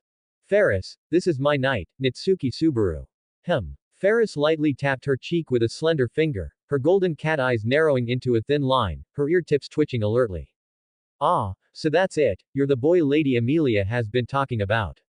You mentioned me, when you were chatting. Nitsuki Subaru blinked in surprise, his gaze unconsciously drifting to the silver-haired girl beside him. Amelia immediately became flustered, her fair cheeks tinged with a faint blush. Well, I just happened to mention. Meow hoo hoo. Ferris playfully wagged her tail, imitating Amelia's tone. Subaru went on patrol today, too. Subaru has improved a lot recently. The name, Subaru, appeared many times in the conversation, meow. Ferris. Amelia blushed to the tips of her ears, flusteredly waving her hands. So that's how it is. Nitsuki Subaru scratched the back of his head, but his lips couldn't help but curve upwards. Although it wasn't any special praise, knowing he was mentioned so frequently by Amelia still brought a warm feeling to his heart. But, speaking of which, meow. Ferris's cat ears twitched nimbly, her fluffy tail elegantly winding in front of Nitsuki Subaru. She tilted her head slightly, scrutinizing Nitsuki Subaru from head to toe. You're much more ordinary than I imagined. I don't see anything special about you that would make Lady Amelia care so much, meow. That's right, I'm a thoroughly ordinary person. Nitsuki Subaru spread his hands frankly, a relaxed smile on his lips. At least, without considering his identity as a transmigrator, he was indeed just an ordinary person. However, Ferris suddenly wrinkled her small nose, her cat ears perking up alertly. You seem to have a strange SME. Before he could finish, Ferris, without any warning, took a step closer, her delicate face instantly in front of Nitsuki Subaru, so close he could almost feel their breaths mingling. Her fluffy cat tail swayed happily from side to side, but those golden cat eyes sparkled with a sharp light, as if trying to see through some secret. As the foremost healing magic user in the kingdom of Lugnica, Ferris not only possessed the innate keen senses of a demihuman but had also cultivated superhuman perceptual abilities through astonishing talent and diligent practice. At this moment, his sensitive sense of smell caught the unique aura emanating from Nitsuki Subaru. It wasn't the common mana fluctuations found in ordinary people, but a special scent that inexplicably made him feel comfortable and attracted. This is very strange, meow. This feeling I've never encountered before. What's going on? Ferris, what's wrong? Faced with Ferris's sudden approach, Nitsuki Subaru instinctively took half a step back, his body unconsciously tensing. Because, this distance was simply too close. He could clearly see his own reflection in Ferris's pupils, and the inquisitive light flickering in those golden cat eyes. He could even smell the faint lavender-like fragrance on Ferris. GhostPatreon.com/Walnutchin